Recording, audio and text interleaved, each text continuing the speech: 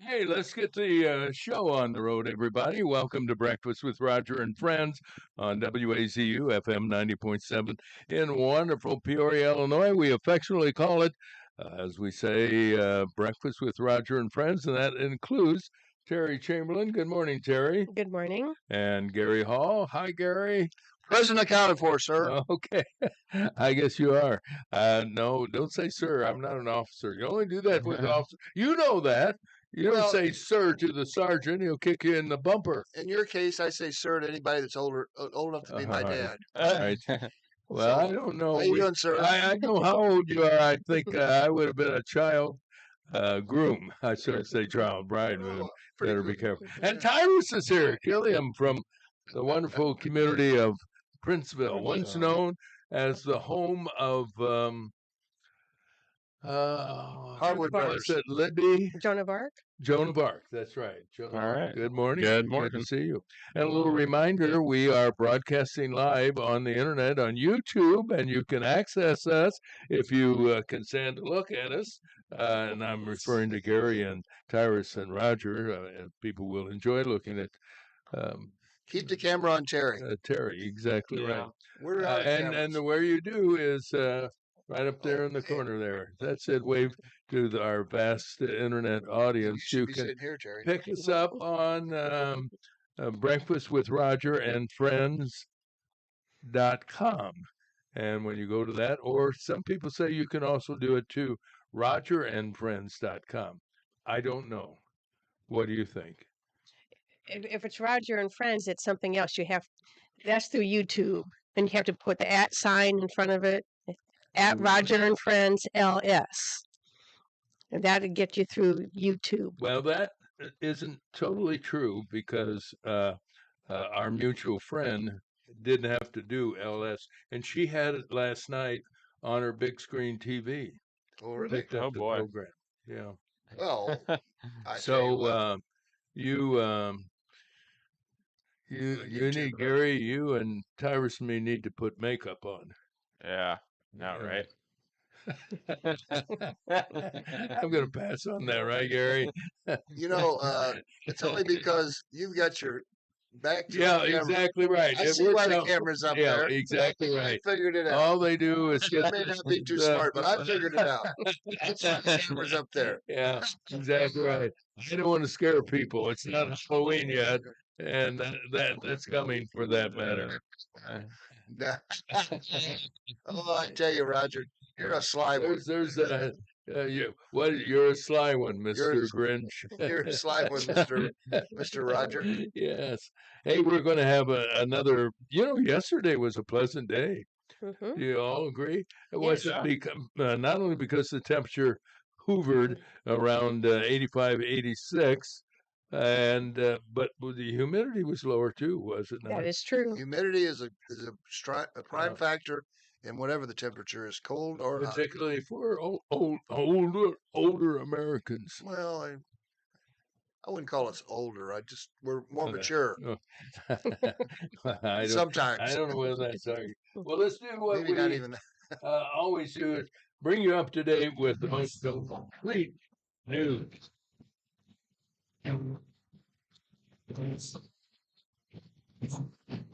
And we'll begin, obviously, with a check of the weather, and made possible by our friend Bob Manning, Senior Vice President, Financial Advisor with the Grandview Capital Group at Morgan Stanley in Peoria. For all your investment needs, check out Bob Manning. He's available at 309-671-4653. Morgan Stanley Smith Barney, LLC, member SIPC. Those numbers and names are all required by the Wall Street officials. Anyway, come in, and here's a check of the weather. Whose phone was that? Who's mine? That was Gary's. Okay. Anyway, sunny today and a high of 88, overnight low 70, and tomorrow will be sunny and 91. And of course, Friday is the 4th of July, sunny and what else? 93. That's our high this week. Friday night, clear skies for fireworks and low 74. Saturday, it'll be sunny at 92. Sunday, sunny and 89. Good chance for rain on Sunday. Currently 67 degrees. And now the news. Here's Terry. As predicted by former Congressman Ray LaHood on our Monday morning program, Republicans barely passed their big, beautiful reconciliation bill yesterday. The Senate vote was tied at 50-50 until Vice President J.D. Vance cast the winning 51st vote to the joy of President Trump. 3 Republicans jumped ship on the president and vice president, casting ballots with Democrats. Rand Paul, Susan Collins, and Tom Tillis will not be receiving Christmas cards this year from the White House. The measure, with a number of changes, goes back to the House where it faces another big challenge. No Democrat expected to vote for it, while the GOP will do its best to get everyone on board. Republicans can't afford to lose more than 3 members. The president hoping to have the bill on his desk for signing by July 4th, Independence Day, but that deadline is not a legislative requirement. When the bill passed the Senate, President Trump was in Florida touring Alligator Alcatraz. That's the new immigration detention center located on grounds of a former airfield in the Everglades, about 50 miles west of Miami. The facility can house 3,000 illegal criminal migrants, but can be expanded to accommodate up to 5,000. Well, the president says Israel has agreed for a 60-day ceasefire with Hamas. He hopes the agreement will lead to an end to the conflict between the two in Gaza. Hamas has yet to respond to the conditions listed in the deal. Meanwhile, Israeli military officials report they've eliminated, that's the word they use rather than kill, a key Hamas leader in an airstrike. He was described as the founder of the Hamas military wing, and gone is another bad guy. Former FBI Director Christopher Wray could be in serious trouble. New Director Kash Patel has declassified agency documents that reveal the FBI blocked an investigation into allegations the Chinese manufactured fake driver's licenses and shipped them to Chinese sympathizers in the United States in a scheme to influence the election of Joe Biden in 2020. Release of the documents would have contradicted Wray's congressional testimony. The jury in the trial of American rapper Diddy Combs has reached a verdict in 4 of the 5 charges against him, but deadlocked on the 5th and the more serious indictment. The 55-year-old entertainer is accused of racketeering, sex trafficking by force, fraud, and transportation to engage in prostitution. The judge has ordered the jury to continue deliberating the racketeering charge. We'll learn more this morning, 7:30, with defense attorney Kevin Sullivan. The Department of Education has announced the University of Pennsylvania has agreed to ban all transgender athletes and restore all individual swimming records and titles to female athletes who lost to transgender swimmer Leah Thomas. Penn also agreed to send letters of apology to each swimmer who lost records or titles to Thomas. The agreement comes after the school and her swimming coach defended Thomas. In local news, a Peoria County grand jury has indicted 2 teenagers on charges of first-degree murder. 16-year-old Jalen Polnitz and 18-year-old Terrence Shaw were arrested for causing the death of 70-year-old Howard Collier, an employee of Billy Joe's towing service. Collier and another worker tried to block the teens from stealing a car at the South Peoria business. The men were hit while attempting to close a gate as they drove out. The teens later were caught and arrested by police. The co-worker, by the way, recovered from his injuries. Collier, of course, did not, unfortunately. In other police news, a county grand jury has indicted 15-year-old Javon Smith on a charge of aggravated battery. The 15-year-old was one of 3 youths who were attempting to burglarize a car at the River West residential complex when they were surprised by the car's owner. They fled the scene, but not before Smith fired several shots. One of the bullets hit a 9-year-old in the back. The boy, who has recovered, was in one of the houses. Peoria police have arrested an 18-year-old in connection with the death of 18-month-old Clyland Ewing. The infant was brought to OSF St. Francis Medical Center in critical condition, suffering from severe physical injuries. The baby was pronounced dead. An investigation led to the arrest of Marion Billups Wilson. He was babysitting the child and 3 others. He's been charged with first-degree murder and you don't want to hear what he did to that poor baby. It's just horrendous. Terrible, absolutely terrible. The next story should be no surprise. City police say the homicide rate is up 40% for the first half of the year compared to last year. 7 in 2025 from January to July 1st. There were 5 for the same period in 2024. The Peoria School Board has approved a ban on all backpacks except those that are clear and transparent. The vote was unanimous and applies to middle and high school students effective October of this year. Not everybody is happy about that decision. And effective at the end of the year is the resignation of Illinois Central College President Dr. Sheila Quirk Bailey. Dr. Bailey has been president of the Junior College since 2016. We wish her well as she finishes the year 2025. Now we have news from WCBU brought to you by Spoon River Home Health Services. Those folks have been providing quality care for people in their Central Illinois homes for over 30 years. They're a professional and compassionate staff of nurses, therapists, and home care assistants available to care for your loved ones safely and comfortably today. You can reach them at 309-245-0723. From the WCBU Newsroom, good morning. I'm Ryan Denham. Governor J.B. Pritzker visited OSF Healthcare headquarters in Peoria yesterday to sign new laws expanding healthcare access and lowering prescription drug costs. For too long, our healthcare system has been infected by profit-seeking middlemen and predatory actors looking to make an extra dime at the expense of Illinois patients. One new law will change how pharmacy benefit managers are regulated, aimed at lowering costs and helping smaller local pharmacies. The other will expand the ban on prior authorization to include additional mental health services, among other changes. Authorities say a babysitter will be charged with murder in connection with the death of an 18-month-old Peoria boy who showed signs of abuse. Prosecutors say Amarion Billups Wilson admitted to police that he hit Clylan Ewing several times while he was watching the boy. The boy died Sunday night at OSF St. Francis.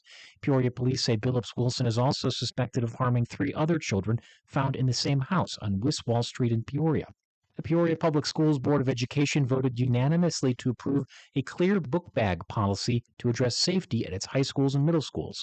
Superintendent Sharon DeMullen-Carrot says the district's order of 2,000 backpacks will arrive later this month for families to buy. It was originally $50, and because we got them in bulk, they will be $20. And actually, in terms of distribution, bags will be distributed to schools, the middle schools and high schools, so parents can literally purchase those. Families can also buy clear backpacks from other vendors if they wish. The board set a compliance date for October. A traveling exhibit now on display at Methodist College in Peoria chronicles how communication about AIDS and HIV has evolved over the past 40-plus years. Joel Shoemaker is the college's Associate Director of Library Services. My favorite poster here is just a woman who is basically saying that we always thought that this was a big city issue or that this was a male issue. That exhibit is open to the public in the Methodist College lobby through August 9th. You can find more news at wcbu.org. I'm Ryan Denham. There you have it. Thank you, kindly, the good folks at WCBU. Let's find out what happened in the world of sports. Cyrus is here. Good morning, Cyrus. Good morning, Roger. Thank you. Let's start in the MLB and some scores around the league. The Cubs win 5-2 versus the Cleveland Guardians. They got some good pitching in this game. Seiya Suzuki hit his 23rd homer of the season. And the Cubs can win the series tonight at 7:05 p.m. The Cardinals lose to the Pirates 1-0. They they squander a great start from Andre Pallante, who had 7 shutout innings and he gave up 1 hit. They will try to salvage the series today, starting at 11:35 a.m. So they got shut out for the second time again, because the first one they lost 7-0. That's something we shouldn't be proud of. No. Yankees lose to the Blue Jays 12-5. The Brewers start their series against the Mets today at 12:10 p.m. Dodgers beat the White Sox 6-1. Phillies and Padres continue their series today at 12:05 p.m. The Reds and Red Sox game was suspended from rain yesterday and will resume at 2:30 p.m. Or I think it's 1:30 for us. And then the teams will play their regularly scheduled series final at 7:10 p.m. In NBA news, the the Bulls gave an extension to guard Trey Jones, 3 years, $24 million, who showed some promise for the Bulls after being traded to them at the trade deadline. Other shocking NBA news: the Bucks waived star Damian Lillard, who will be injured for most of next season, and if not all. And they signed Miles Turner away from the Pacers. That's their big man. He got a 4-year, $107 million contract. Wow. NHL news: the Chicago Blackhawks have reacquired Sam Lafferty, who has 1 year and $2 million left on his deal. They got him back again for a 6th-round pick. And the big one in the NHL was Mitch Marner has been traded to the Vegas Golden Knights. Marner gets an 8-year, $96 million deal worth $12 million AAV. The Toronto Maple Leafs got back center Nicholas Roy in return. And that is our sports report. Back to you guys. All-Star game. They got the teams for the National League and American League picked yet? No, not yet. No, They're still voting. Now, when you say they're still voting, are you talking about the fans? You know, for a yeah. while, Yeah. It's a yeah, but popularity remember contest. yeah, but for a while they took it away from the fans. You remember that? Yeah. I think they need to do that again. That was during the black days. The dark days we don't want to talk about, like the Black Sox and stuff we don't want to talk about. Things that happened in No, that is. Yeah, I know what you're talking about. yeah, we don't want to talk about them All anymore. right, then we won't. Sorry, No, that's all right, Rod. sorry I Go ahead. brought it up. I mean, I just was trying to get engaged in the Yeah. conversation, and then I get shot down. I Take would- the music off. They don't carry it on YouTube anyway. You know, I want to tell our listeners on YouTube Sorry, Rod. that you have to pay ASCAP or BMI or maybe all of the above in order for if they have the technology that when we play music, the people who listen on WAZU FM 90.7 will hear it. But Uh-huh. if you're on YouTube, you don't hear the music. And they Well, have yeah. the ability, the technology to do that. It's amazing. Hmm. There's more than The lawyers probably got something to do with it. well, that's for sure. But also the people who wrote the music, including the artists. Right.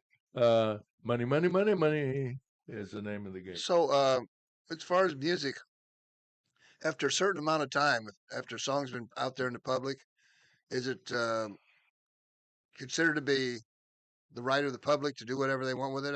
Yeah, Kinda there's a like with word Mickey for it. Mouse. What do So they call it here? public domain, Public but domain, it takes that's a right. lot of Yeah. years. What, 20 years, get- Yeah, 50 years? 20 years or Well, Mickey- whatever. We're still singing up the river, up the lazy river. Yeah. But I think we can finally sing it and play it without paying anybody. Anyway, hey, before we get too far into Happy the weeds, birthday. happy birthday to who? Well, we can sing happy birthday Okay. too. Yeah, that's public domain now, isn't it? Okay. So, What do you think about the school board requiring all the kids to pay the superintendent? Said, well, we got it down to $20. If you have 3 kids, and many families do, that's right. that's $60 they got to lay out, and maybe they don't have $60. And what do you do with the old backpacks? Take it to Goodwill or Salvation Army or A to Z Jewelry, and or do you stick the backpack out? You- Or do you go over to Morton East Peoria schools that are not requiring that and say, here, give them away to your impoverished families? well, don't those kids, the backpacks didn't have stickers on them and something that would distinguish their backpack from somebody else's, you know? I mean, they I don't know. In What do you other words, what you're saying is maybe they put things on there that nobody would want. no, they'll say, oh, I like Spider-Man, so I'd have Spider-Man and Marvel Oh, stuff you all know, over. in other words, put them on the clear plastic ones. Well, I meant the other backpacks too. Oh, But I Yeah, guess they're getting rid of those. I guess. that's not If you're giving them away, um, what difference? What you either like it or you don't like it. You either need it or you don't need it, well. regardless of what the sticker says. So what happens if I've got a clear backpack, right? Yeah, you can't put anything on it. I can't put any stickers on it. I don't think you could. What's the purpose of doing it? Having purpose- a clear if you're going to cover it up with Spider-Man or Tyrus. Or So that people Flintstone. can't see what you got in your backpack, That's Roger. right. That's exactly right. Oh, look, that kid's got a grenade after that. No. Picture of Spider-Man. No, he probably had GI Joe if he had the Hey, grenade. by the way, when you were in Vietnam, did you ever carry a grenade or two? No. You did in basic training, though. You I got to throw I them threw different. one grenade. Yes, One is all. What Yeah. kind of a cheap outfit were you with? I threw 3. Roger. Okay. I will tell you Where that did you take basic training? at Fort Leonard Wood, and when it came time to throw the live grenade, Yes. I don't know what it was, but I pulled the pin, Oh my God! and all of a They sudden I didn't- went. I had You froze. had a, You threw. had a, and the guy You goes, throw it. Throw the damn thing. throw it. Kid. So when I threw it, it just went maybe Just 4 or 5 feet, You started did that. rolling, You did and that. down we went. Yeah. And when I went back to where everybody was waiting, in the shelter and everything, they were all covered with dirt because it shook the ground. And nobody talked to me for a little bit. Yeah. So Lucky you got out alive. if it hadn't been for that sergeant, he cussed me out. Well, why wouldn't he? You're affecting his life too. But that's the first and last grenade I ever threw. I threw 3 of them. One was the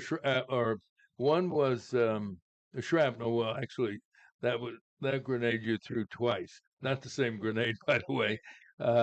And that was the shrapnel. And the other one was a concussion grenade. Yeah. I assume you didn't throw that one. You probably threw the shrapnel. But what gets you is you put your hand on the grenade and there's a lever there. Uh-huh. And you squeeze the lever Pull the pin. and pull the pin. And to build confidence, they say put it back by your head, Uh-huh. right? And when you do that, you're thinking, did they have a malfunction? Has the timer already started? Because I think, what is it, 8 to 10 seconds after you They release told me the 3 gun? seconds, but Well, that might be. You thought it was 1. That's I don't know what I was thinking. your mind really does tricks with you while Uh-huh. that thing's in the back of your head, and because I played baseball and did some I did too. pitching as well, I Football. thought I won't have any trouble throwing this. Uh-huh. Let me tell you, you don't you don't throw it like a baseball. You lob it, Yeah. yeah. At any rate, it was kind of exciting. And incidentally, after I completed my 8 weeks of basic training and was sent down to Fort Bliss in El Paso, I read in Stars and Stripes, which is a military newspaper. Right. It's a great They paper. had a case at Fort Carson where a guy did what you did, but made it even worse. He dropped it in the foxhole they were standing in and killed a cadre member and one other person. So Well, mine it went was spooky. past a few feet past the foxhole that we were in. Yeah.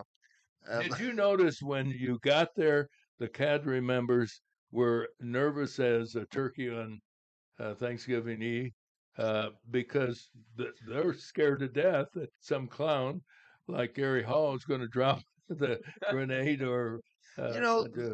I remember the look in their faces. It was the same one as a driver's education teacher at East Peoria High School. I should have realized what was going on. Well, anyway, back to the backpack. Okay. I don't know how we got on that, but as usual. Oh, you said something about grenades. Yeah, I know. That's my fault. I apologize. At any rate, I can see what they're doing and why they're doing it, but the fact that they can't figure out a way to get maybe a company to donate. She said, well, we got it down to $20, and they have I don't know how many. She said they bought 2,000. And how many students are there in middle schools and high schools Mm. in Don't know. Peoria? In District 150, you've got Manual, Uh, Peoria High, and you have Richwoods, and that's a high school. why And don't we some ask of the- Mr. Parker? I bet he knows. Well, Ed came in on Monday, and now he's on assignment. Okay. So we'll hear from him a little later on. I just think it is well thought out, and it was unanimous. Nobody said no. And if it protects other kids and faculty members and employees of District 150, it's a good Yeah. suggestion, a good program to have. But don't they have metal detectors when they go through? Yeah, I think that Ed, And you d- were here is it- Monday, and he said they have The high a school pretty at the the high school yeah, does. not the middle schools. Okay.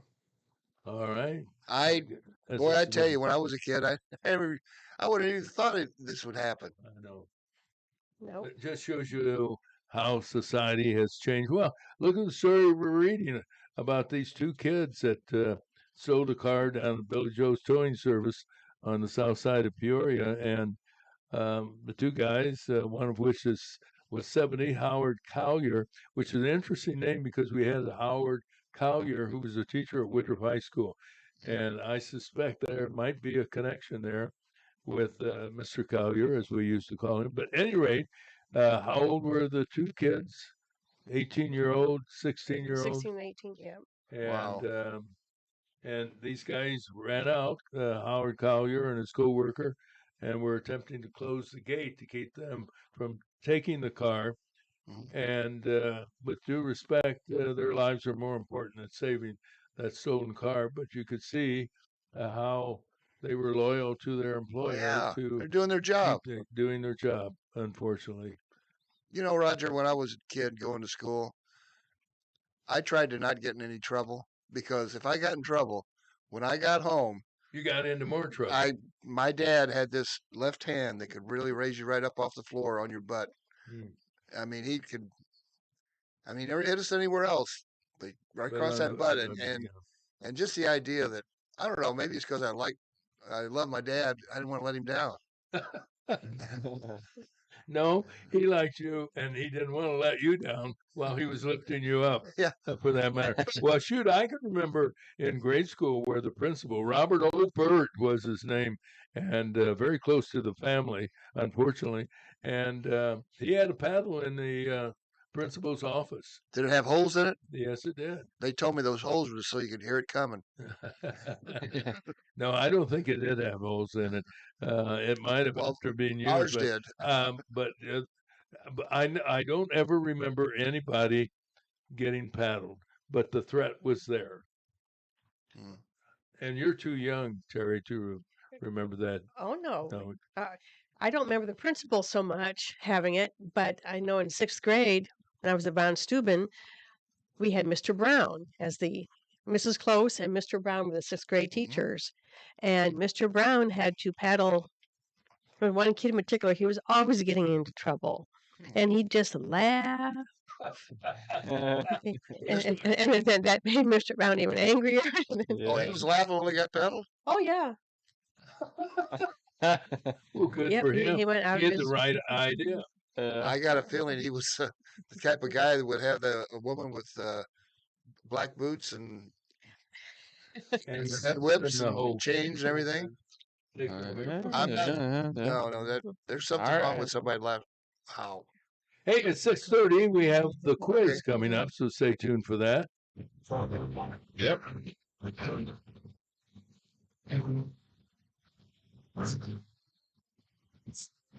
And our news this morning at the bottom of the hour brought to you by Steve Sink. He's a neat guy. He's the managing partner with a company called PHX Affiliates. And Steve has been around helping as a business broker people to purchase or sell their business. And this guy knows business. Steve Sink. You can reach him at 309-696-8508. Let me repeat the number, 696-8508. Terry, what do we have for headlines this morning? Well, Republicans barely passed their big, beautiful reconciliation bill yesterday. The Senate vote was tied at 50-50 until Vice President J.D. Vance cast the winning 51st vote. 3 Republicans jumped ship on the president and vice president, casting ballots with Democrats, with Rand Paul, Susan Collins, and Tom Tillis. The measure, with a number of changes, goes back to the House, where it faces another challenge. No Democrat is expected to vote for it, while the GOP will do its best to get everyone on the team. Republicans can't afford to lose more than 3 members. When the bill passed the Senate, President Trump was in Florida touring Alligator Alcatraz. That's the new immigration detention center located on grounds of a former airfield in the Everglades, about 50 miles west of Miami. The facility can house 3,000 illegal criminal migrants, but can be expanded to accommodate up to 5,000. The president says Israel has agreed to a 60-day ceasefire with Hamas. He hopes the agreement will lead to an end of the conflict between the two in Gaza. Hamas has yet to respond to the conditions listed in the deal. Meanwhile, Israeli military officials report they've eliminated a key Hamas leader in an airstrike. He was described as the founder of the Hamas military wing. The jury in the trial of American rapper Diddy Combs has reached a verdict in 4 of the 5 charges against him, but deadlocked on the 5th and more serious indictment. The 55-year-old entertainer is accused of racketeering, sex trafficking by force, fraud, and transportation to engage in prostitution. The judge has ordered the jury to continue deliberating the racketeering charge. The Department of Education has announced the University of Pennsylvania has agreed to ban all transgender athletes and restore all individual swimming records and titles to female athletes who lost to transgender swimmer Leah Thomas. Penn also agreed to send letters of apology to each swimmer who lost records or titles to Thomas. The agreement comes after the school and the swimming coach defended Thomas. In local news, a Prairie County grand jury has indicted 2 teenagers on charges of first-degree murder. 16-year-old Jalen Polnitz and 18-year-old Terrence Shaw were arrested for causing the death of 70-year-old Howard Collier, an employee of Billy Joe's towing service. Collier and another worker tried to block the teens from stealing a car at the South Peoria business. The men were hit while attempting to close a gate. The teens were caught and arrested later by police. The co-worker recovered from his injuries. In other news, a county grand jury has indicted 15-year-old Javon Smith on a charge of aggravated battery. The 15-year-old was one of 3 youths who were attempting to burglarize a car at the River West residential complex when they were surprised by the car's owner. They fled the scene, but not before Smith fired several shots. One of the bullets hit a 9-year-old in the back. The boy, who has recovered, was in one of the houses. Peoria police have arrested an 18-year-old in connection with the death of 18-month-old Clylan Ewing. The infant was brought to OSF St. Francis Medical Center in critical condition, suffering from severe physical injuries. The baby was pronounced dead. An investigation led to the arrest of Marion Billups Wilson, who was babysitting the child, and 3 others. He's been charged with first-degree murder. City police say the homicide rate is up 40% for the first half of the year compared to last year. 7 in 2025 from January to July 1st. There were only 5 for the same period in 2024. The Prairie School Board has approved a ban on all backpacks except those that are clear and or transparent. The vote was unanimous and applies to middle and high school students. And those are the headlines, Roger. All right, time for a check of the weather brought to you by Kyle Varnold, an insurance professional who can shop around on your behalf. He does that to find the right coverage at the right price, and it covers just about everything, at least he does: homeowners, vehicle, health, and life insurance programs. Kyle Varnold's phone number, you can reach him today at 309-682-0519. Weather-wise today, a gorgeous day, a little warmer than yesterday. Sunny and 88, overnight low 70, and tomorrow it'll be sunny and 91. Do we hear calls for 92 or 93? You got it. Friday, July 4th, sunny and hot. Old. Ooh, give me 95. Ooh, give me 95. Yeah, give me. Friday night, clear skies for fireworks, and low 74. Do any of you go down to the riverfront Friday night to see the fireworks? No. Not anymore, no. Yeah. 30-minute program, red, white, and boom. and they look for 250,000 people to show up for the 30-minute show that will begin. I think they said when it gets dark Mhm. and around 9:30. And at any rate, there are people who love to go down. It's a big event.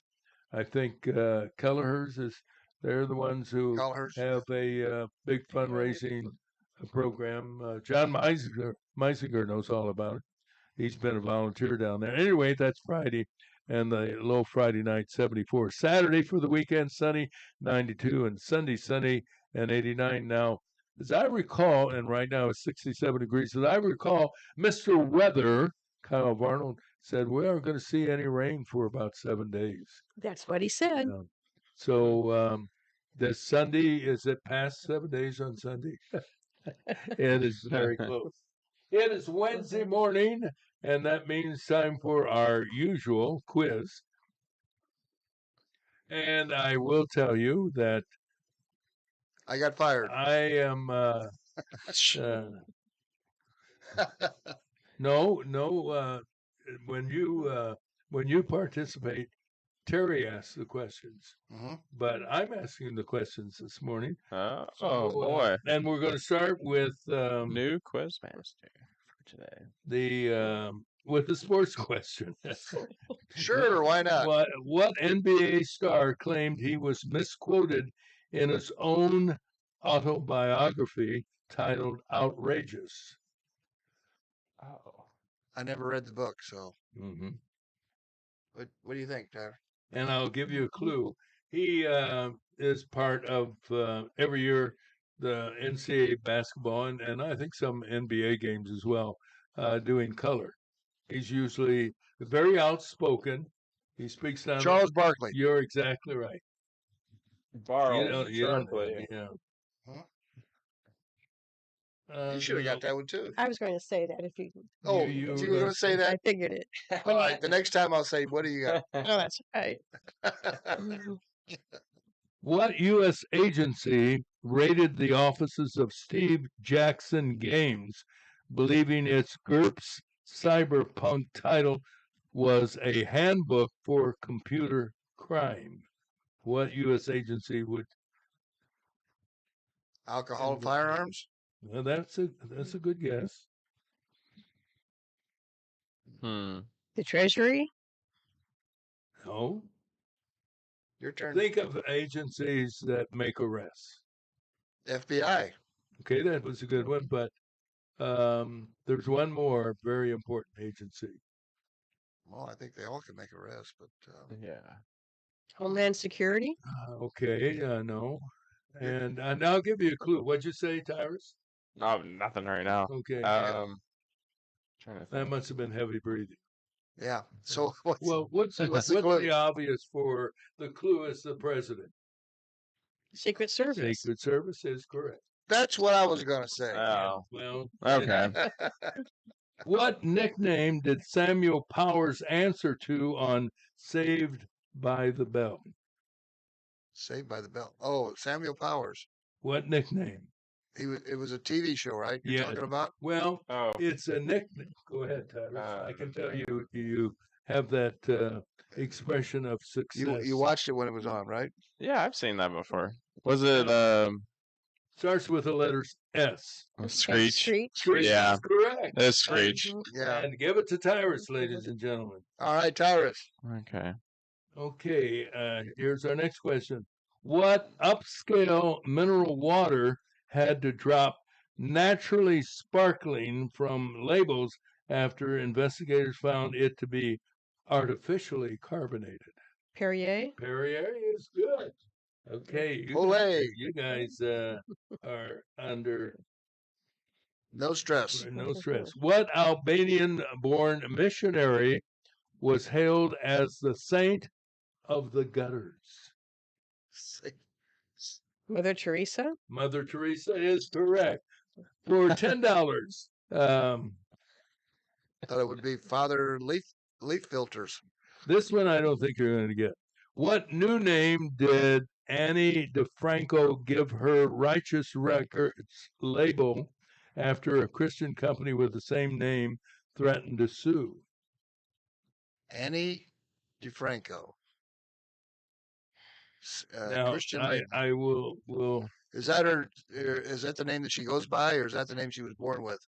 yes.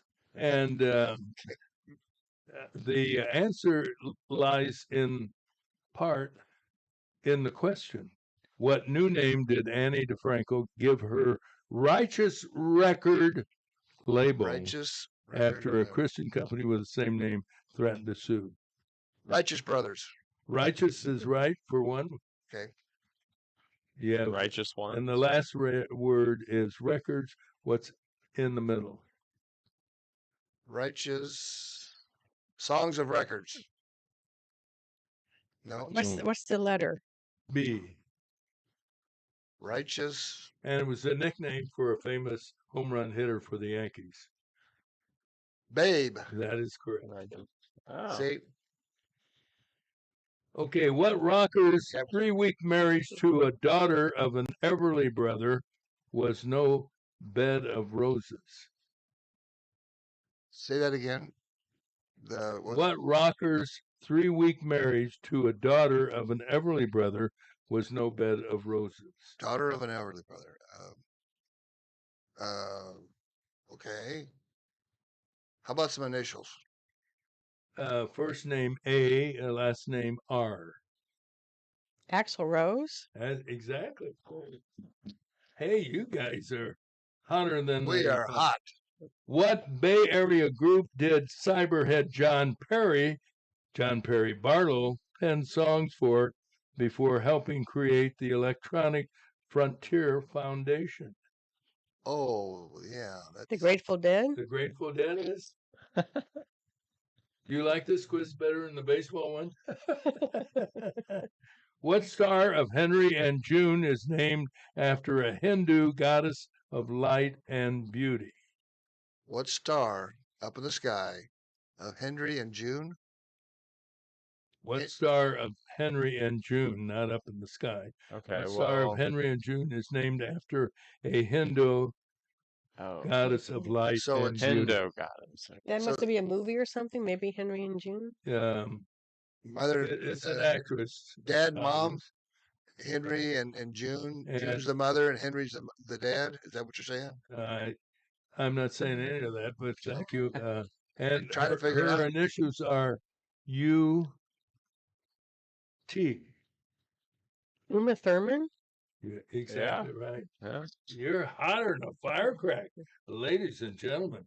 All right. Who became Britain's longest continuously serving prime minister of the 20th century?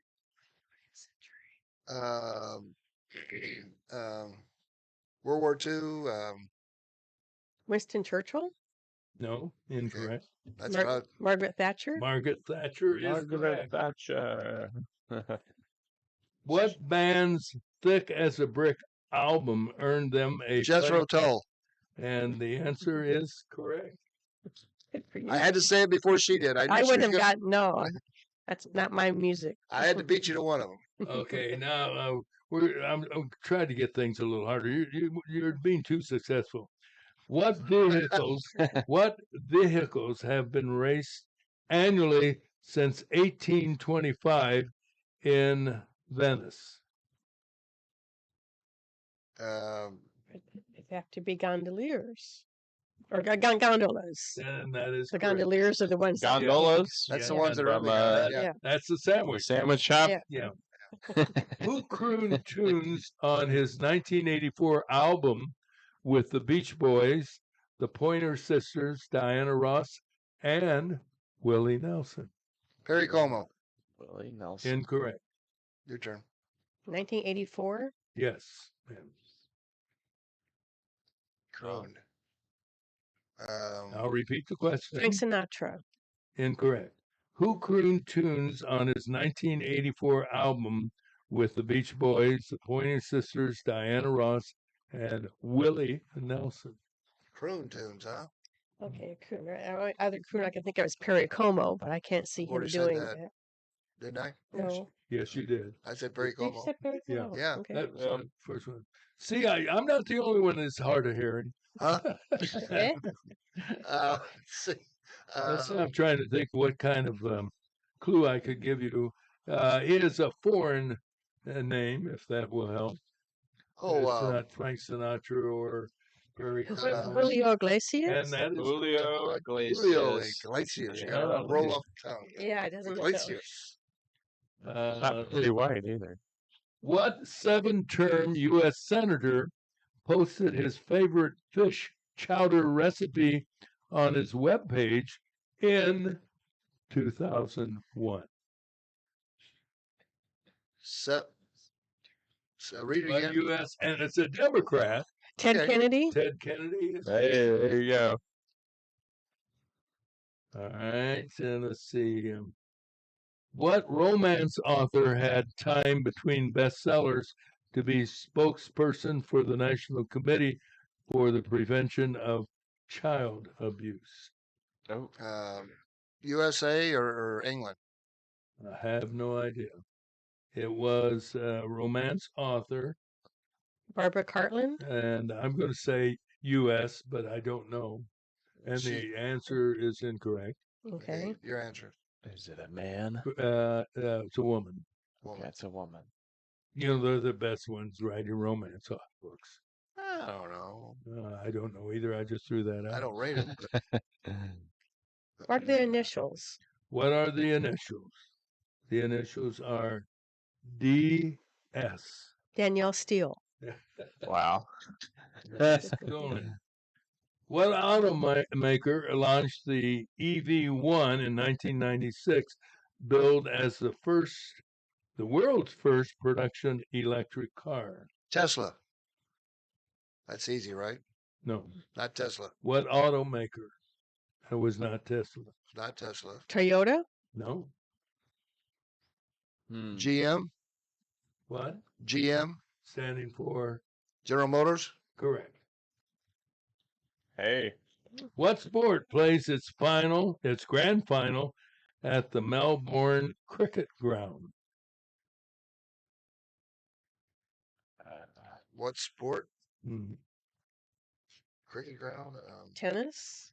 No, Oh. Soccer? I think Australian Open. Soccer? no. No. Cricket? These are really good. Wonderful. Um, It's not an answer. That's what Judge Judy says. It's not an answer. okay. Melbourne and cricket.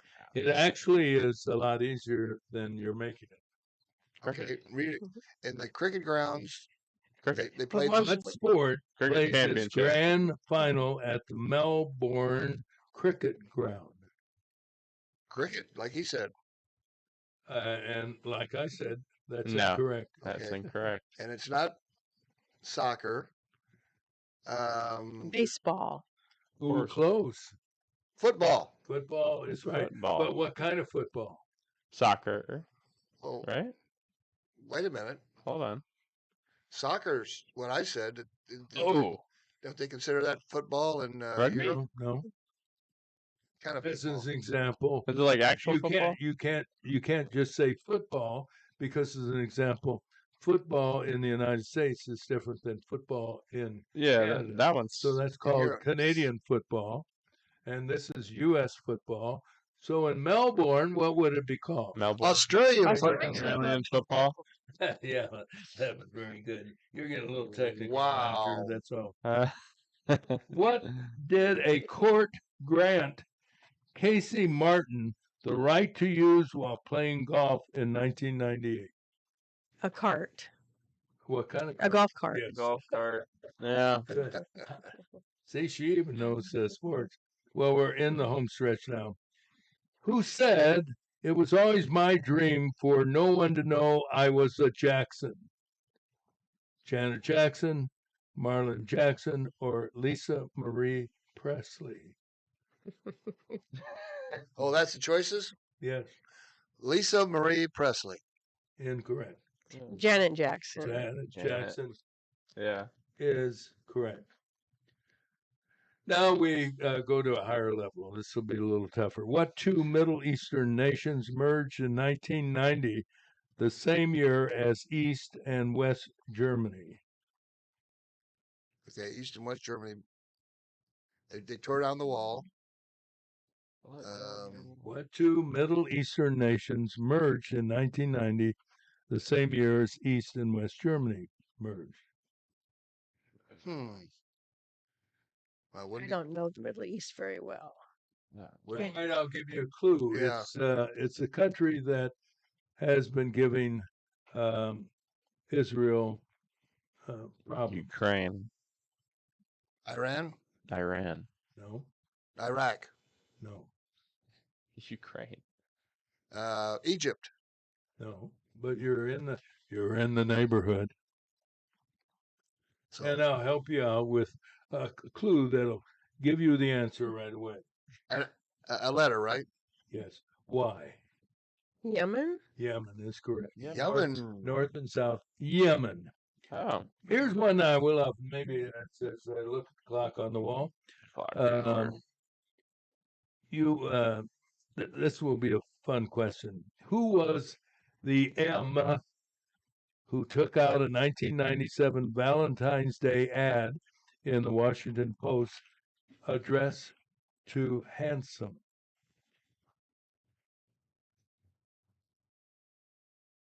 Hanson or handsome? Handsome, like And- as and- your and hand Hanson. and then some. Okay, some so more. handsome some as more in what? good looking.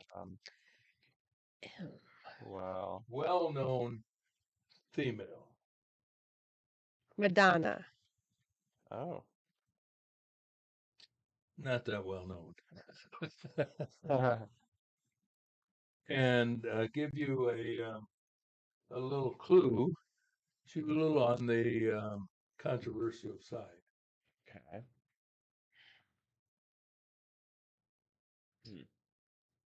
All right, I'll give you another clue. Got a little close to Bill Clinton. Monica Lewinsky. Lewinsky is. Oh, Well, there you have it. Wow, you guys, you were hotter than a firecracker.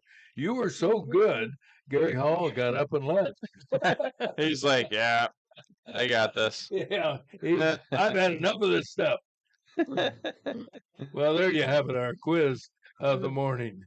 In the meantime, it's that time for our, well, let's mention 67 degrees and a high of 88 today. And now our pet tip of the morning. Today's pet tip is brought to you by Peoria Pet Crematory of Peoria and Lewiston, providing final care for family pets large and small, 24 hours a day, 7 days a week.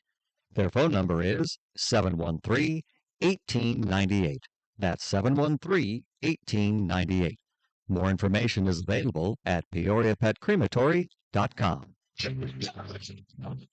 Pet lovers are dedicated to their animals, all species from horses to turtles, and of course, cats and dogs.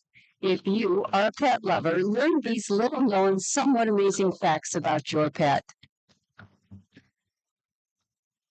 Depression in dogs isn't so different from depression in people, and it can come on for the same reasons. The loss of a companion or owner, the move to new surroundings, a new baby in the house, or a change of a long-established routine. It's hard to know because we can't actually ask them, but it's not uncommon for pets to get down, especially during periods of change, but it is rare for dogs to suffer from long-term depression. Most dogs will bounce back within a few days to a few months with just a little extra TLC. But you must reward them when they show signs of happiness. If the only thing that still gets a little tail wag out of your dog is a car ride, then take him for a series of short rides each day, praising and rewarding him when he appears happier. Be careful not to encourage the negative, sad behavior by lavishing a depressed dog with attention and treats. The dog will think you're rewarding him for that bad behavior. Sometimes, if the dog is depressed because of the loss of a companion, getting another pet can help, but it has to be done carefully with both the family and the dog's needs taken into account. When nothing else works, medications can help dogs get past their depression. If you have a dog suffering from depression, consult your vet about the proper course of treatment. This whisker of information has been made possible by a grant from the Corporation for Public Broadcasting in partnership with Spot, Saving Pets One at a Time, and KSBR Studios. Produced by Joseph C. McGuire and theme music by Stuardo Glasser.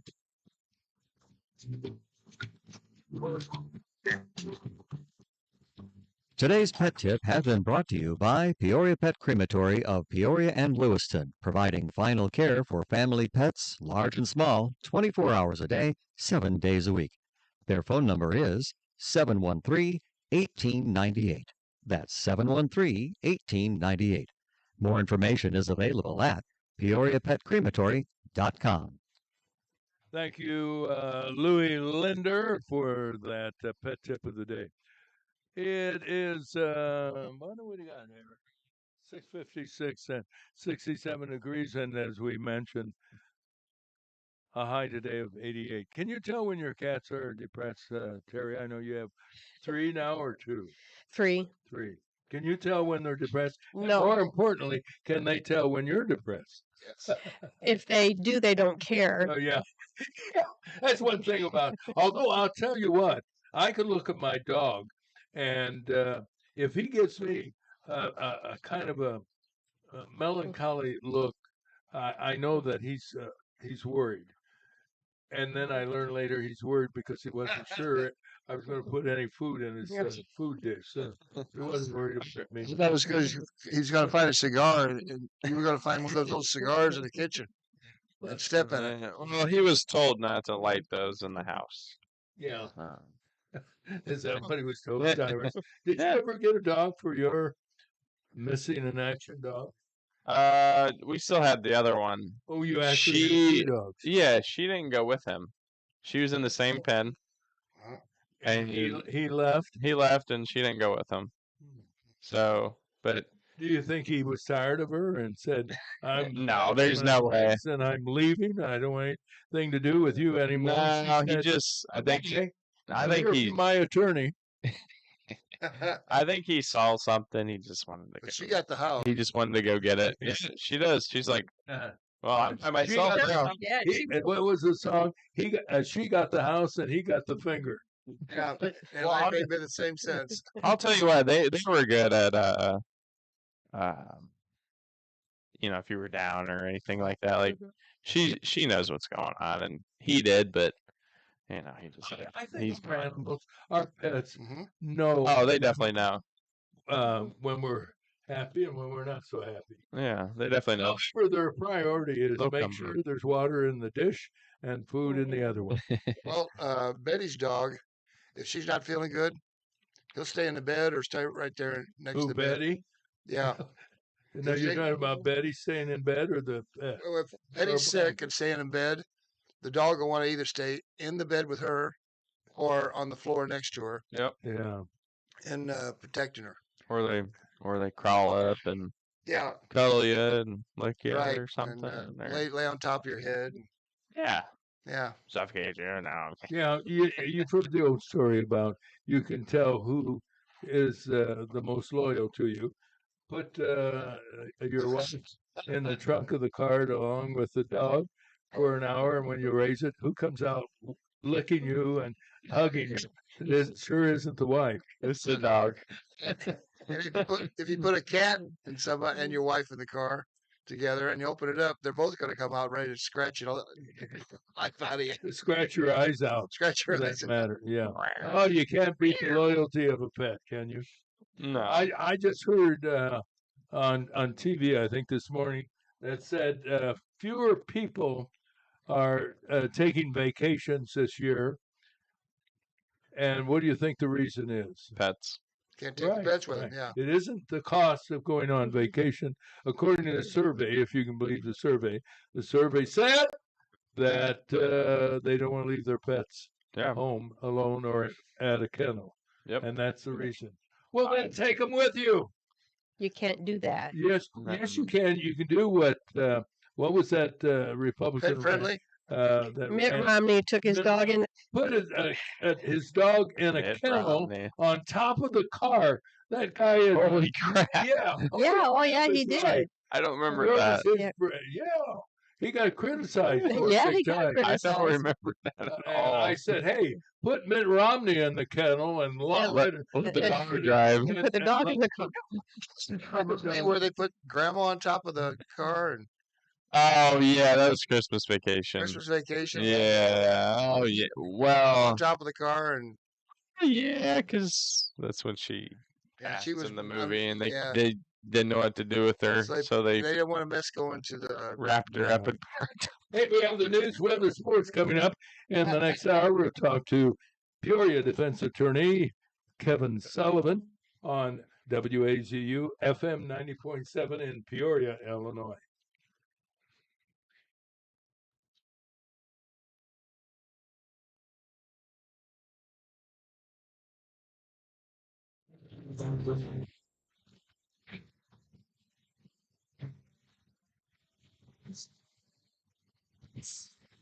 And a pleasant good morning, everybody. It is a beautiful Wednesday morning, the second day of July. I'm so happy to see everybody. And let's take a check of the weather. Brought to you by Sam Lilly and Associates. Sam has been providing services for people for over 40 years. This guy knows insurance. He's kind of known as the dean of insurance in Central Illinois. And you can reach Sam Lilly at 309-245-4374. Sam Lilly and Associates. How about the weather? Another gorgeous day in the Midwest today, sunny and a high of 88. And what do we have for overnight? 70 degrees. Tomorrow, sunny, 91. Friday, of course, July 4th, sunny and a hot one, 93. Clear skies Friday night for the fireworks, a low 74. Saturday, sunny, 92, and Sunday, sunny and 89. There's a good chance, 50% chance, we're going to get some showers and thunder boomers on Sunday. Right now, we are at 68 degrees, and now the news. Here's Terry. As predicted by former Congressman Ray LaHood on our Monday morning program, Republicans barely passed their big, beautiful reconciliation bill yesterday. The Senate vote was tied at 50-50 until Vice President J.D. Vance cast the winning 51st vote to the joy of President Trump. 3 Republicans jumped ship on the president and vice president, casting ballots with Democrats. Rand Paul, Susan Collins, and Tom Tillis will not be receiving Christmas cards this year from the White House. The measure, with a number of changes, goes back to the House where it faces another challenge. No Democrat expected to vote for it, while the GOP will do its best to get everyone on board. Republicans can't afford to lose more than 3 members.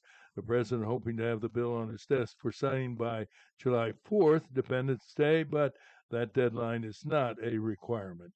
When the bill passed the Senate, President Trump was in Florida touring Alligator Alcatraz. That's the new immigration detention center located on grounds of a former airfield in the Everglades, about 50 miles west of Miami. The facility can house 3,000 illegal criminal migrants, but can be expanded to accommodate up to 5,000. Well, let's see if the president has done it again. He says Israel has agreed to a 60-day ceasefire with Hamas. He hopes the agreement will lead to an end to the conflict between the two countries in Gaza. Hamas has yet to respond to the conditions listed in the deal. Meanwhile, Israeli military officials report they've eliminated, that's what they call it, a key Hamas leader in an airstrike. He was described as a founder of the Hamas military wing. Former FBI Director Christopher Wray could be in serious trouble. New Director Kash Patel has declassified agency documents that reveal the FBI blocked an investigation into allegations that Chinese manufactured fake driver's licenses and shipped them to Chinese sympathizers in the United States in a scheme to influence the election of Joe Biden in 2020. Release of the documents would have contradicted Wray's congressional testimony. That jury in the trial of American rapper Diddy Combs has reached a verdict in 4 of the 5 charges against him, but deadlocked on the 5th and the more serious indictment. The 55-year-old entertainer is accused of racketeering, sex trafficking by force, fraud, and transportation to engage in prostitution. The judge has ordered the jury to continue deliberating the racketeering charge. We're going to learn more about that trial from Kevin Sullivan, Peoria defense attorney, coming up at 7:30 this morning, so stay tuned. The Department of Education has announced the University of Pennsylvania has agreed to ban all transgender athletes and restore all individual swimming records and titles to female athletes who lost to transgender swimmer Leah Thomas. Penn also agreed to send letters of apology to each swimmer who lost records or titles to Thomas. The agreement comes after the school and a swimming coach defended Thomas. Well, let's turn to local news. A Peoria County grand jury has indicted 2 teenagers on charges of first-degree murder. 16-year-old Jalen Polnitz and 18-year-old Terrence Shaw arrested for causing the death of 70-year-old Howard Collier, an employee of Billy Joe's Towing Service. Are located on the south side of Peoria. And Collier and another worker tried their best to block the teams from stealing a car. The men were hit while attempting to close a gate. They didn't get the job done. They drove off. The teams later caught and arrested by police. The co-worker, by the way, recovered from his injuries. In other police news, a county grand jury has indicted 15-year-old Javon Smith on a charge of aggravated battery. The 15-year-old was one of 3 youths who were attempting to burglarize a car at the River West residential complex when they were surprised by the car's owner. They fled the scene, but not before Smith fired several shots. One of the bullets hit a 9-year-old in the back. The boy, who has recovered, was in one of the houses. Yeah, there he was sitting in his own house and takes a bullet from the youngster who should not have a gun in the first place. Anyway, Peoria police say the homicide rate up 40% for the first half of the year compared to last year. 7 in 25 so far this year. From January to July 1st, there were 5 for the same period in 2024. Effective at the end of the year is resignation of Illinois Central College president, Dr. Sheila Quirk Bailey. Dr. Bailey has been president of the junior college since 2016. And we say Good luck retirement more than resignation, but that goes hand in hand with it at any rate. Well, we have news from WCBU, brought to you by Advanced Medical Transport of Central Illinois. In a time of need, AMT will be there in a matter of minutes with the most skilled and advanced pre-hospital care possible. AMT, dedicated to providing a better life through better health. From the WCBU Newsroom, good morning. I'm Ryan Denham. Governor J.B. Pritzker visited OSF Healthcare headquarters in Peoria yesterday to sign new laws expanding healthcare access and lowering prescription drug costs. For too long, our healthcare system has been infected by profit-seeking middlemen and predatory actors looking to make an extra dime at the expense of Illinois patients. One new law will change how pharmacy benefit managers are regulated, aimed at lowering costs and helping smaller local pharmacies. The other will expand the ban on prior authorization to include additional mental health services, among other changes. Authorities say a babysitter will be charged with murder in connection with the death of an 18-month-old Peoria boy who showed signs of abuse. Prosecutors say Amarion Billups Wilson admitted to police that he hit Clylan Ewing several times while he was watching the boy. The boy died Sunday night at OSF St. Francis. Peoria police say Billups Wilson is also suspected of harming 3 other children found in the same house on Wiswall Street in Peoria. The Peoria Public Schools Board of Education voted unanimously to approve a clear book bag policy to address safety at its high schools and middle schools. Superintendent Sharon DeMolin-Karat says the district's order of 2,000 backpacks will arrive later this month for families to buy. It was originally $50, and because we got them in bulk, they will be $20. And actually, in terms of distribution, bags will be distributed to schools, the middle schools and high schools, so parents can literally purchase those. Families can also buy clear backpacks from other vendors if they wish. The board set a compliance date for October. A traveling exhibit now on display at Methodist College in Peoria chronicles how communication about AIDS and HIV has evolved over the past 40-plus years. Joel Shoemaker is the college's Associate Director of Library Services. My favorite poster here is just a woman who is basically saying that we always thought that this was a big city issue or that this was a male issue. That exhibit is open to the public in the Methodist College lobby through August 9th. You can find more news at WCBU.org. I'm Ryan Denham. Okay, Brian, how about some sports? And with the latest, here's Tyrus. Good morning, Tyrus. Thank you, Roger. Let's start in the MLB and some scores around the league. The Cubs win 5-2 versus the Cleveland Guardians. Suzuki hit his 23rd homer of the season, and the Cubs got some good pitching in this game. They can win the series tonight at 7:05 p.m. The Cardinals lose to the Pirates 1-0 as they get shut out again from the Pirates. They lost yesterday or the other day 7-0, and they lose this one 1-0. They squander a great pitching performance from Andre Palante, who in 7 innings allowed 1 hit, and they will try to salvage the series today at 11:35 a.m.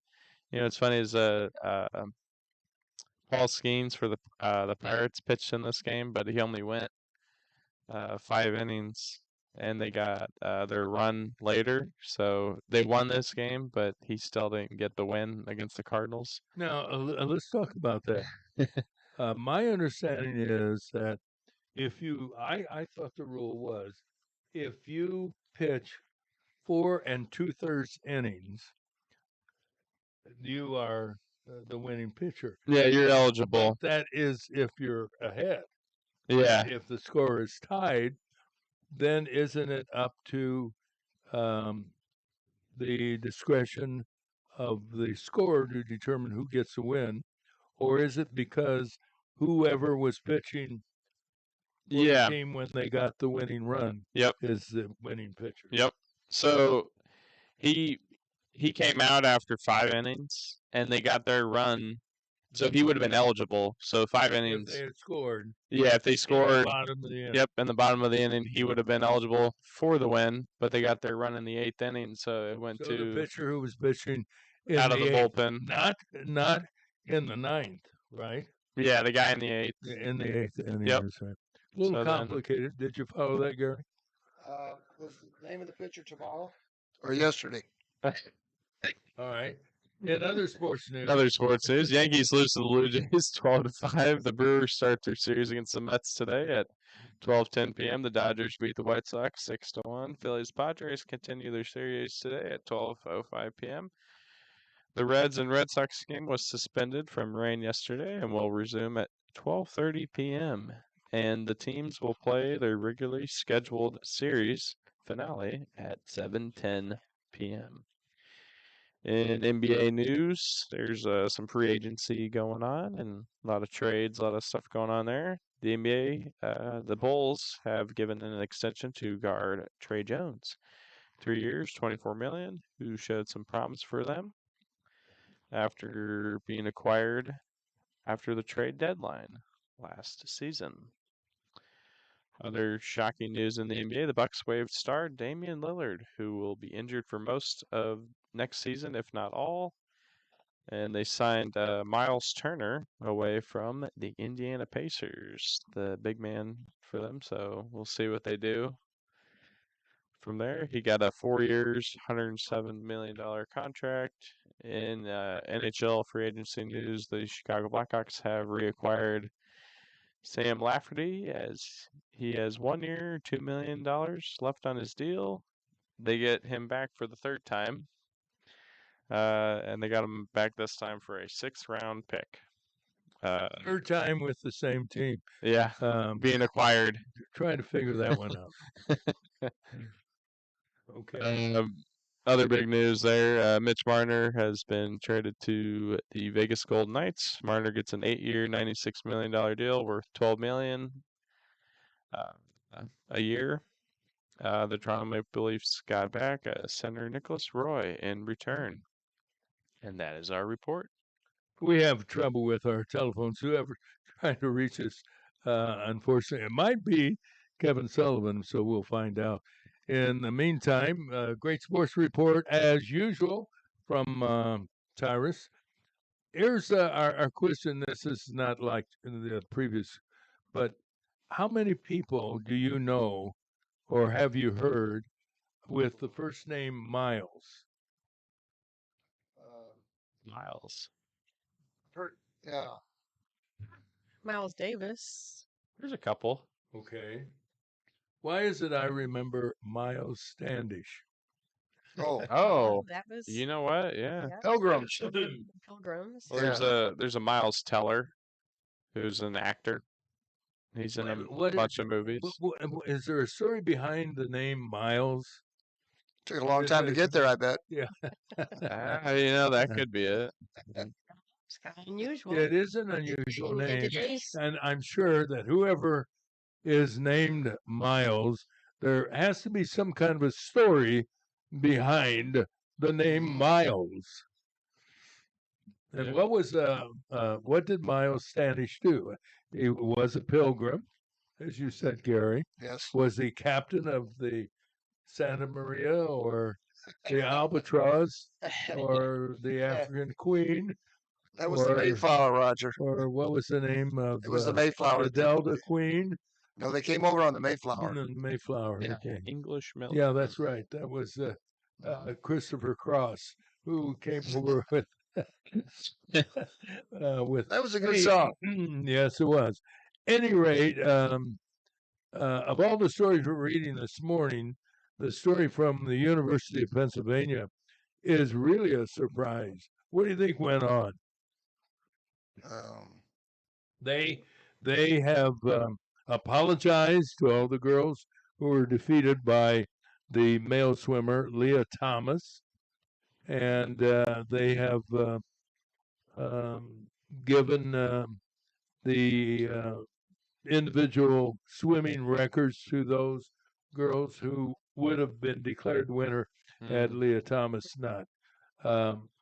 I think that some of the parents or former graduates of that college said, "Hey, if you want any money from us, you better." I think you're right, I was Gary. gonna That's say, a yeah, I good think point. it comes down to the green stuff. Yeah. That's right. Yep. Or gold, Or gold or silver. silver, Yeah. jewelry. We'll take Or- jewelry. Or mirth. Yeah. Or Well, tulips. Remember the Tulip Wars? Yeah. No, I don't. You weren't around for the Tulip Wars? How's that? That's what they used to. That was valued as much as gold and silver back in Europe. How about frankincense? Frankincense will help. Yeah. There's people I know that use frankincense to cure them from cancer. It seems to work, but there was no myrrh. This Just portion of our frankincense. program with Dr. Gary Hall is brought to you by Smith and Wesson. Where'd you hear that story, Gary? Well, Before or after you started drinking? Friends of Betty have. Hey, you know what? That's a great name for an afternoon show. Yeah. Friends with Betty. Anyway, Sorry. they come up with these Oddball oddball things, and it seemed to have helped a friend of hers who was getting chemotherapy, and he's doing real good right now because Was of it because cancer. of that, or because the therapy? The therapy worked. Yeah. Well, the doctor said the therapy worked, Yeah. but everybody else said the frankincense Yeah. worked. The frankincense. Out. What is frankincense, Well, Terry? there's It's what Santa Claus always had, right? No, frankincense. That's how he could fly. Yeah. No. What book of you've been reading? The book of Job, I think. Jehovah. Yeah. At any rate, I just said the story about the University of Pennsylvania Back. is. I wonder if that will start a trend. You think the pendulum is going to start swinging the other way? I with, hope so. Let's males face it. He made it. competing? He made an executive order. I mean, so you're going against a presidential executive order if you go against this. But they could take it to the Supreme Court Yeah. to see if the executive order is legitimate. How would you like it? Do you know how to bowl? Are you a pretty good bowler? I'm Very adequate. good. I do better on the beer frame. Would you? Yeah. I was going to say if you had. Well, maybe this is a bad analogy. Go ahead. If you had a male bowler participating in one of the teams that you compete with, Terry, would you feel comfortable, uncomfortable, or say, Oh, that isn't No, I don't. fair? But Now- see, I'm a firm believer in this, the Title IX, and they should be separate. But I do know we've had women that Mhm. have bowled with the men's league because they're such good bowlers and they carry such a high average Yeah. that they feel they get more competition when they play in the men's league. And there's golfers, women golfers that are good with Yeah, but against they men. don't. But they don't compete. They have the LPGA LPGA. for the ladies and the men's PGA for the men. Yeah. They don't allow women to compete in the men's tournament or vice versa. But what I'm trying to That's what you're trying to. what I'm thinking is, okay, swimming is a physical sport. Some of these other sports that are physical like that, men and women competing against each other the same. That's not fair. But bowling, uh, Oh, it's like golf, pool, shooting pool, that's a sport. Where it would be So is playing poker. Yeah, poker. There's poker. another one. Yeah. Yeah. I never Thank you. considered that a sport. I thought it was just a game. But then again, you define baseball as a game and football as a game. You ever played Texas Hold'em? This I is all never- gambling. Yeah, it's a Yeah, that's more like It's a all game. gambling. it's all gambling, and it doesn't make any difference whether you're a man or a woman. Well, Wherever you are. it does to me. Well, Maybe not to when- you, pal. When you're playing, I mean, but what it's not physical like swimming and track. Wait a minute. What do you say? What isn't physical? The sport Of Cards? cards Gambling. or shooting pool. well, there's Or, a certain amount of stress associated with it. Well, You know, the Not stress. the same amount as swimming. Well, that's true. But swimming isn't the same as football, or Right. yeah. Absolutely. There you isn't go. the Football. same as boxing. Yeah. Baseball, I don't know though. Baseball would be different. That is demanding. Yeah, and you're not gonna have like, the And we want to remind everybody you're listening to a group of Olympic athletes that are commenting on these. That's things. right. That's right. right. You know it. The only way You we'd know win the it. All-Star game is if everybody signed our names.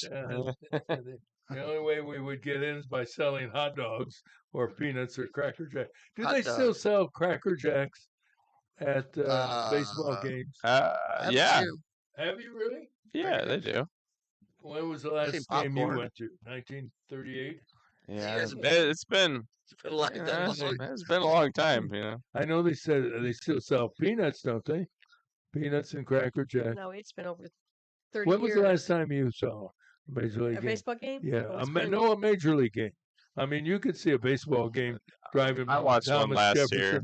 grade school. It would have been about 1994. Okay. I watched one That last sounds year. about right for me as well. You went last year. Yeah, I went last What year. game did you see? It was the Cardinals versus. Well, of course, I know you Yeah. went down to St. Louis. Of all the, not that I know everything about major league stadiums, but the one in St. Louis is pretty convenient. Yeah. You virtually get off the interstate and It's right there. pull into a parking deck, don't you? Oh yeah, for And sure. they have motels where they're It's right there. it's yeah, you can walk right Well, from the yeah, hotel right to the you stadium. go to the motel, the hotel, park your car, Well, go into the room, and then you also got Ballpark Village too. Right, It's got right. all kinds of. You don't gotta walk they have walk that at anywhere. Wrigley Field, ballpark village, and restaurants and so forth. But finding a It's called parking Chicago. yeah. But when it comes to finding a parking place, it's best to park downtown and take the L. Yeah. Right. Yeah. Yeah. And I think St. Louis Stadium's a lot more They're both convenient. nice. Let's see. I've been to both of them.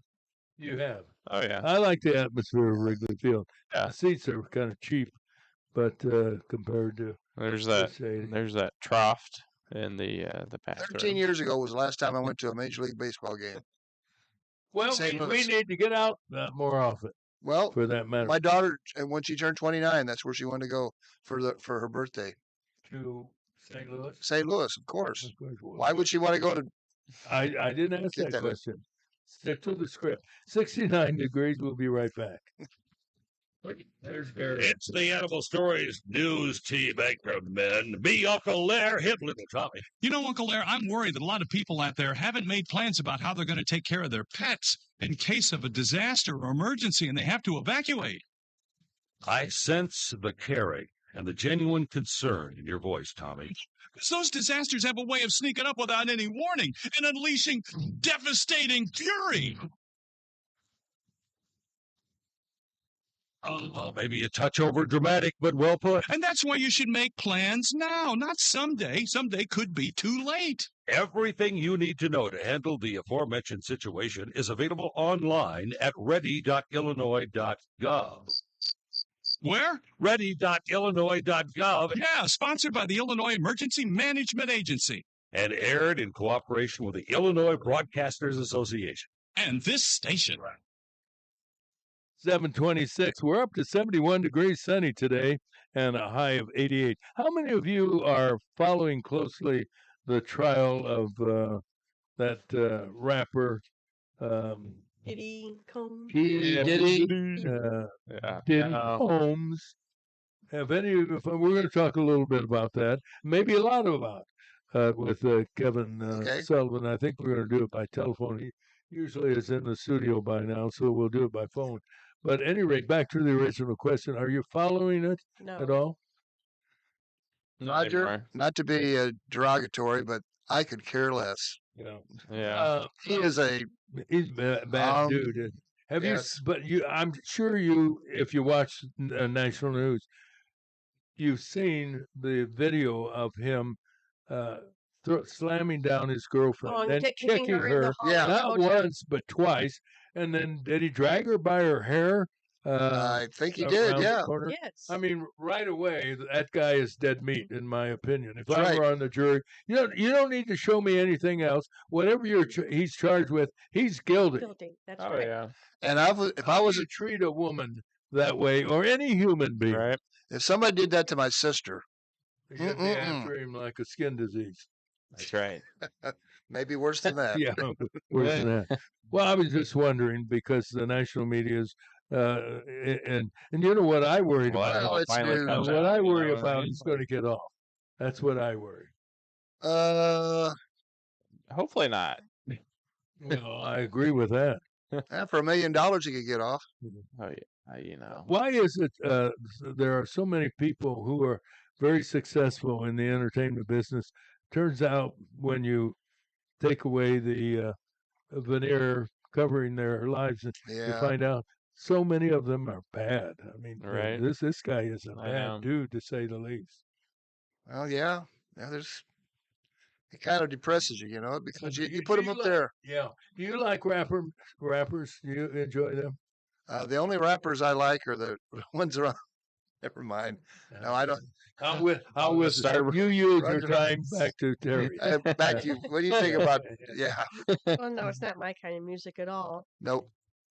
And what worries me is what they were saying, that some of the people are saying, well, that we shouldn't be in people's bedrooms, and what they do behind closed doors is their own thing. That's true. Okay. However, he has gone beyond that, Yeah. and he has Hey, here's Kevin. Yeah. he is not a good person. He has beat people up. He has abused people, and he is involved in this trafficking and bringing people. So it goes beyond what somebody does in their private life. He has made it a public life. All I know is, like I say, looking at that video of him beating up and knocking her down. And I think she tried to play like she was unconscious, but it didn't work. He still continued to be abusive. Well, Kevin's here, and we want to get into that, and also the plea of guilty by Brian Kohlberg as well. So we'll do that. But first, That's the trial I was paying attention to. let's get into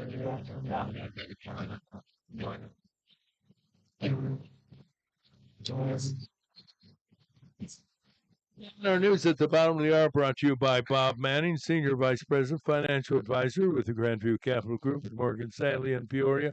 For all your investment needs, check out Bob Manning at 309-671-4653.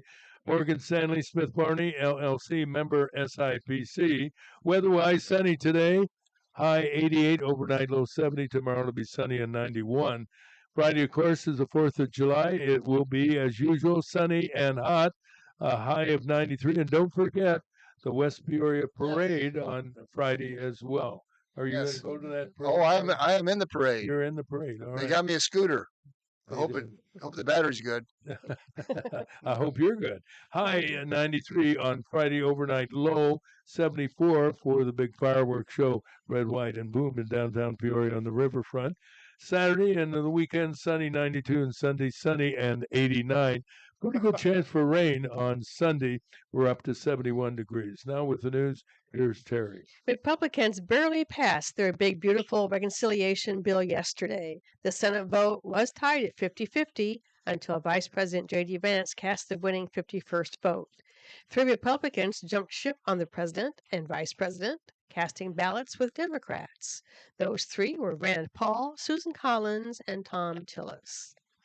The measure with a number of changes goes back to the House, where it faces another challenge. No Democrat expected to vote for it, while the GOP will do its best to get everyone on board. Republicans can't afford to lose more than 3 members. When the bill passed the Senate, President Trump was in Florida touring Alligator Alcatraz. That's the new immigration detention center located on grounds of a former airfield in the Everglades, about 50 miles west of Miami. The facility can house 3,000 illegal criminal migrants, but can be expanded to accommodate up to 5,000. The president says Israel has agreed to a 60-day ceasefire with Hamas. He hopes the agreement will lead to an end of the conflict between the two in Gaza. Hamas has yet to respond to the conditions listed in the deal. Meanwhile, Israeli military officials report they've eliminated a key Hamas leader in an airstrike. He was described as the founder of the Hamas military wing.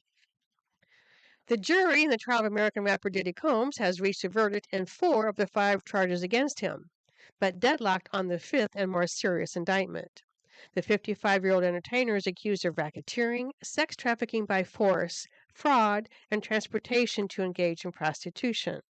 The judge has ordered the jury to continue deliberating the racketeering charge. The Department of Education has announced the University of Pennsylvania has agreed to ban all transgender athletes and restore all individual swimming records and titles to female athletes who lost to transgender swimmer Leah Thomas. Penn also agreed to send letters of apology to each swimmer who lost records or titles to Thomas. The agreement comes after the school and its swimming coach defended Thomas. In local news, a Peoria County grand jury has indicted 2 teenagers on charges of first-degree murder. 16-year-old Jalen Polnitz and 18-year-old Terrence Shaw were arrested for causing the death of 70-year-old Howard Collier, an employee of Billy Joe's towing service. Collier and another worker tried to block the teens from stealing a car at the South Peoria business. The men were hit while attempting to close a gate. The teens were caught and arrested later by police. The co-worker recovered from his injuries. In other police news, a county grand jury has indicted 15-year-old Javon Smith on a charge of aggravated battery. The 15-year-old was one of 3 youths who were attempting to burglarize a car at the River West residential complex when they were surprised by the car's owner. They fled the scene, but not before Smith fired several shots. One of the bullets hit a 9-year-old in the back. The boy, who has recovered, was in one of the houses. City police say the homicide rate is up 40% for the first half of the year compared to last year, 7 in 2025 from January to July 1st. There were 5 for the same period in 2024. And the Prairie School Board has approved a ban on all backpacks except those that are transparent. The vote was unanimous and applies to middle and high school students. And those are the headlines, Roger. Thank you kindly. As always, it is Wednesday, the 2nd of July, and usual, we welcome Peoria Defense Attorney Kevin Sullivan. Good morning, Kevin. Good morning, Roger. I don't know where to start. Where would you like to start? Well, what a difference a couple of days makes, huh? Oh, exactly. We've got all kinds of court cases coming out of our eyes and ears, for that matter. And do you have a favorite one? Well, one. Go ahead. No, go ahead. By the way, I like the color Well, thank you. Color Purple. Yeah, it would be a great name for a movie, wouldn't it? It may be, yeah. Yeah, why not? Name of a bruise. Well, it's, this case in Idaho where Brian Kohlberg is to avoid the death penalty, if found guilty, is pleaded guilty, and to the anger of the families of some of the victims. Some of the families upset, and I don't know if they're upset because they were out of the loop. They're upset that he wasn't put in the middle of Main Street and executed. You know, it's hard to say, and it's hard to say where they're coming from because they're obviously so emotional and so rattled over this that, you know, maybe they're not at this point thinking with the greatest clarity that they need to. But, you know, what they clearly were saying, well, first of all, Kohlberger apparently has agreed, and this prosecutor has agreed, and it's going to happen this morning where he's going to enter a plea of guilty. He is going to be sentenced to natural life in prison, no possibility of parole, no possibility of appeal, no possibility of post-conviction. I mean, it is what it is. He's going to be behind bars for the rest of his time, however long or short that may be. Now, as I see advantages, I see this as an advantage, especially to the victim's family, for one thing, if not more than one thing, frankly. First of all, you're going to spare them the emotion of the trial. And, you know, they would be sitting there in the front row during that trial if the trial proceeded. They would hear the grim and gory details. They would see photographic evidence. They may hear forensic evidence. They may hear how their loved ones struggled and suffered and finally succumbed to the injuries and things like that. And that's just it eats you alive. I've been part of cases where even though I'm wrapped up in a case, I feel bad for victims because, you know, they're listening and they're taking that in. So it spares them that. Point two, it saves the taxpayers a fair amount of money in the sense that whenever you have a case where a death penalty is involved, and I'm guessing, knowing Idaho, because that's an area that's pretty right wing out there. I think that was the home of the skinheads for a while, as a matter of fact. But anytime there are years, if not decades, of appeals that go on to try to challenge the death sentence, if you will. And I'm predicting he would get the death sentence in this case, because he probably was going to be found guilty. The defense was out of options. The trial court essentially denied it every opportunity, every avenue they wanted to go down. They basically just shut it down, and so the defense really didn't end up having a whole lot of defense. Now, that certainly would have been subject to a number of appeals if, in fact, he was found guilty at the end of the day. You know, the third thing here, look at is there's no such thing as a sure thing when it comes to a trial. Trials are means of last resorts, in my opinion. You don't know if you're going to have a rogue juror that may say, you know what? I'm not convinced, and I want to become famous and write a book, so I'm going to hold out here on this. You know, it wouldn't be the first time it happened. It's not a perfect system. They say that it's the best in the world in terms of justice, in terms of accuracy, rights, and fairness, but it's far from perfect. And so you never know what's going to happen. If I was the family member of one of the victims, I would look back and say, you know, this is in the best interest of everybody. Let's put some closure to this at this point in time. You're never going to hear from Kohlberger again. And, you know, then the second part of this entire, I guess, analysis is where they denied essentially the victims' families their rights under what they commonly call the Victims' Bill of Rights. And most every state has one. It's something that's fairly recent.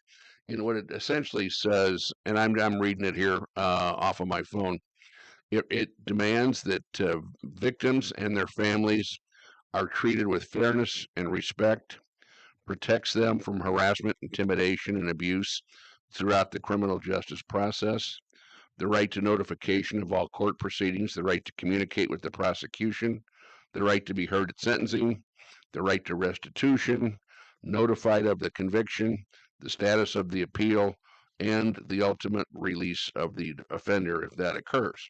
And I will tell you that the local prosecutors that I deal with, Peoria, Tazewell, Woodford, and beyond, are very mindful of the victims' families of the victims, and it's quite often where I'm dealing with a prosecutor and I'll say, look, can we get this thing settled? We're about to settle the case, and the prosecutor will step back and say, give me a day, I got to run it by the family, and I think that's fair. I mean, I think they deserve their say in the matter. Their say is advisory, it's not mandatory. I mean, if they put the nix on it, this prosecutor can go forward. But I think that this prosecutor out in Idaho, in this particular case, is kind of getting a bad rap because, with a case of this magnitude, perhaps he didn't have a chance. This information that Koberger was perhaps going to be offered a plea, such as the one he's expected to take later today. You know how those things leak, and it might have leaked before they had a chance to pick up the phone, and it may have been that the prosecutors said to the defense attorney or attorneys, "Here, we're gonna make this offer to you," thinking there's no way in the world this guy, who was rather brash and defiant, was going to take it.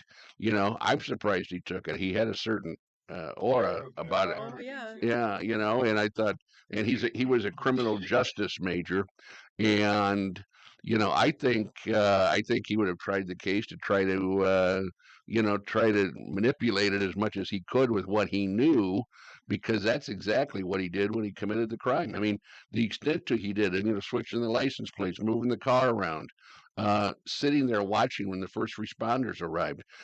I mean, it sounds like he was trying to write his thesis, and unfortunately, at the expense of four innocent and certainly lovely young people. Yeah. How do you think he'll be treated in prison? I think he'll be isolated from a lot of people because of the notoriety of the case and the vulgarity of what he did. It's you can't completely isolate people because they probably don't have the situation in their prison system. But I'm guess he's going to be put into isolation, and he may be very well under what they call solitary, which is 23 hours a day locked up, 1 hour a day to get out and maybe have a little bit of exercise or walk around and see a little daylight or maybe a window. Well, that's what prison's supposed to be. Well, it's not, they. Yeah, it's not supposed to be a vacation in Bermuda for to that protect matter. him and protect others. Okay. And to keep peace, because Right. Okay. the rumors have been for years, and I can't validate this because I've never had, to my knowledge, any client of mine that had been in jail or in prison ever harmed by another person.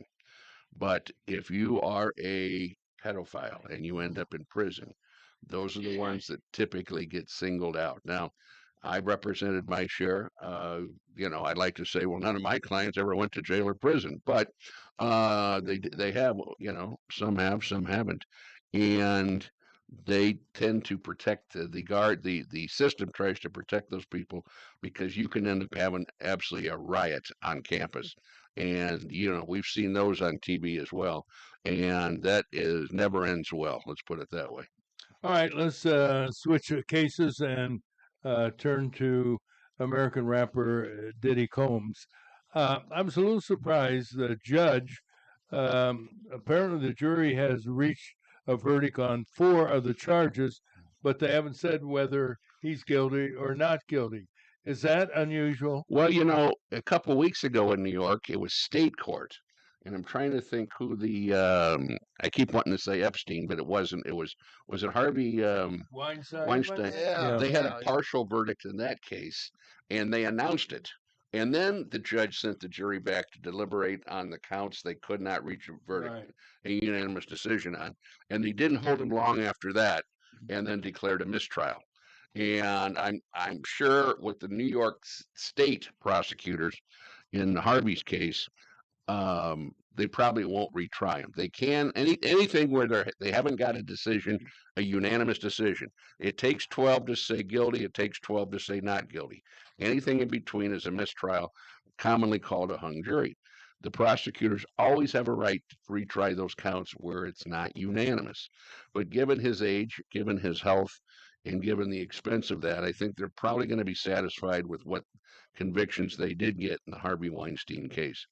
And this is federal court we're talking about here with Sean Combs. And they do it a little bit different. And um, the judge, after 2 months of trial, 34, 36 witnesses, what have you, and and nothing but absolute intensity, said to the jury, "I want you to go back and try." Sounds to me this jury is inevitably deadlocked. From what I could tell yesterday, and I don't think he will keep him beyond 5 o'clock today, because tomorrow the court is closed in New York, and obviously it's closed on Friday for the holiday, and I don't think he will have them sit over the weekend and come back on Monday. So now you've got the other, and that's on the racketeering count. And a couple of days ago, they were talking on the news. There was a note that came out to the judge that one of the jurors did not seem to be comprehending the instructions. And that was obviously a sign not good for the prosecution, in my opinion. But this racketeering charge, it's RICO, sometimes it's called racketeering and influential corruption organizations, is so complicated. And these jury instructions are really they're like a legal maze. Like if he does this, then go here. If he does this, then go here. If he doesn't do this, skip A, B, and C and go to D. And it's complicated for the attorneys. The RICO Act was made law years ago to combat the influence of the mafia in this country, especially out on the East Coast. And I think it was a professor at one time by the name of Robert Blakey. I think he might have taught at Notre Dame Law School, that came up with this act. And it is a very, very complex act, very serious, but it's very wide. It's got a very broad, it encompasses a lot of broad theories.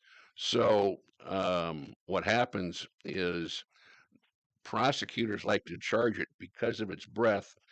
It gives the prosecutors a lot more freedom to introduce a lot more types of evidence in court to try to satisfy that. In the meantime, you've got the charges that are underneath the RICO case. For example, in this situation, you've got count 2. Let me find it here. Sex trafficking by force, fraud, or coercion. That carries 15 to life. And then you've got transportation to engage in prostitution. And if that is involving adults, it's a sentence of 0 to 10 years. If it involves minors, it's 10 years to life. And they didn't charge it as a minor, but if the evidence, there was evidence of minors being brought in. They used to call that act sometimes the Mann Act, and crossing interstate. Absolutely. I'm actually dealing with one right now in federal court in Springfield on a Mann Act, and we used to joke about it when we were younger. Yeah, well, don't cross the line. Yeah, that's right. Yeah, make her walk across the line. But nevertheless, in my case, it's a 0 to 5 year sentence because of the circumstances. So, I'm thinking if the jury they're unanimous on the sex trafficking and the transportation. I've got to believe, an educated guess, I'm as you know, I'm not always right, educated guess that the jury has found him guilty of those offenses, because if they didn't, I don't think we'd be talking about the RICO case. If they could not find him guilty of those what they sometimes call predicate or the underlying offenses, they're never going to reach a verdict on RICO. So to me, they've reached a verdict on those that's guilty, not on RICO. Diddy is 55 years of age. I think you're going to see if it is in fact guilty, and he does have the one that's 15, I think what they say, 15 to life, or double check that. 0 to 10 if they were adults. 15 to life on the count 2. At age 55, any sentence he serves, he has to serve 85% of it. So if he got the minimum at, let's say, 15 years and had to serve about 12 and a half of those years, he's going to be 67, 68 years of age by then. I don't think he's looking at the minimum based upon the evidence in this case either. And I don't know. I've not heard anything about this particular judge, if he's considerate or a hanging judge, whatever you want to call him. So it'll be interesting. But I think we're going to know today what the verdicts are, and I'm guessing it'll be a mistrial on the RICO. And given the complexity and again the breadth of that particular offense, I doubt they'll retry him, but they won't have to make that decision until after sentencing. Kevin, we're talking with Kevin Sullivan, Peoria defense attorney this morning. Even though we don't know whether the jury has found him guilty or not guilty of 4 of the 5 charges, the chances are the judge knows, does he not? Would No, he not? I don't think so. You know, Really? because the jurors would have sent out a note. We have reached a consensus on counts 2 and 3. We are deadlocked on count 1. I don't think the judge at this point asked the jury, from what I could tell yesterday, and maybe I missed it. I don't think he necessarily wanted to know, because that way it would not look like that decision would have influenced his next move as a judge. I thought that's why he wants he knows that they have found him guilty. This is what I'm guessing, and you're telling me I'm guessing wrong. That he wanted to pitch a shutout. I think And he wanted, okay, he's guilty of 4. Let's make sure that he's guilty of the 5th one by deliberating longer. Yeah, well, they wanted to give. I know he wanted to give the jury every opportunity to come to a conclusion once and for all. You know, now there'll be appeals in this situation. There'll be cross motions. There'll be all sorts of things going on after this, if in fact he's found guilty. But to my knowledge, the evidence is rather overwhelming on some of these charges based upon what I've seen. Some of the videos were very damning, and things like that. So I don't know that the judge knows, in all honesty, and I don't know that he would necessarily need to know if in order to do this. I think they were going to give. They talked about giving the jurors. It's kind of there's a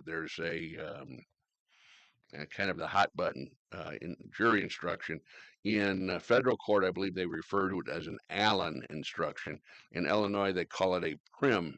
And those are based on names of cases where the courts, where you have possibly a deadlocked juror, and the judge says, look, ladies and gentlemen, you need to reach an unanimous verdict, but don't sell your soul to do it. Keep an open mind, be true to yourself, go back and deliberate in good faith.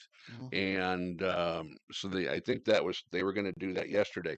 Big difference in this situation is federal court, no cameras in the courtroom. State court in New York, cameras in the courtroom. So you're getting the up to the minute report in state court. In federal court, you've got somebody in the courtroom that's down there texting or emailing, from the courtroom to somebody out on the street who's now reporting it live. And are they getting everything into that email or text? I don't know. Is it in context? I don't know. These reporters are pretty smooth. They're pretty sharp. A lot of them are attorneys by trade. Some have litigation experience and some don't. But again, they're trying to interpret something going on. And the ones that are reporting aren't there to see exactly what's going on. They're getting it secondhand by some type of written communication. I look at it when he says, I want you to deliberate more or longer and go for it. That so they retire, and the one person probably who is not on board, they get a chance to berate and mug and do whatever. Come on, I'll give you a good example. I served on one and only one jury, and when we went into deliberations, it was unanimous except for 2 people. And they said, absolutely not. We don't like the police, et cetera, and so forth. And then they got word that if we couldn't reach a verdict, that we're going to have to come back the next day. And that's when they changed their mind. I think was it the Harvey Weinstein case recently where one of the jurors felt very threatened, and he was a holdout on one of the charges, and that's when the judge ceased the proceedings and declared a mistrial.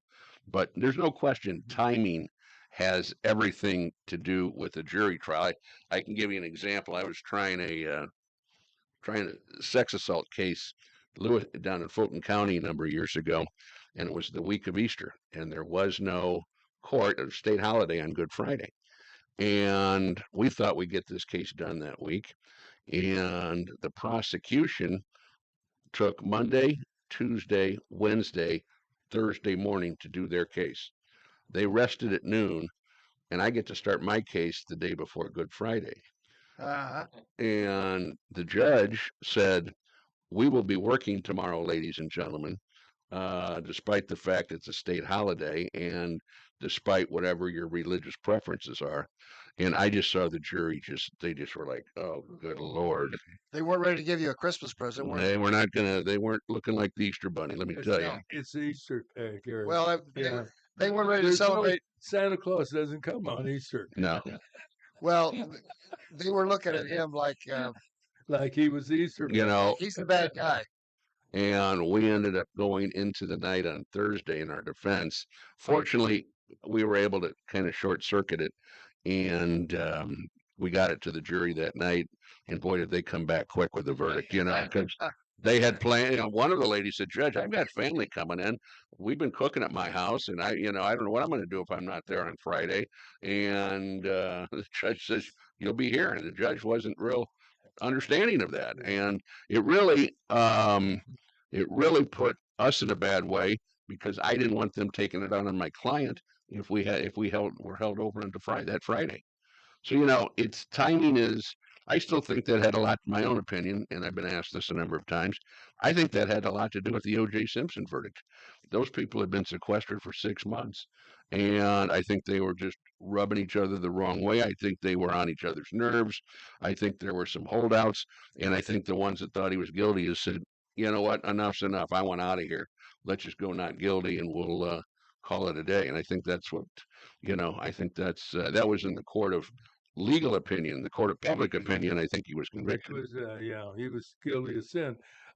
Did you say that you practiced or had a case in England during your career? One time I did, yes.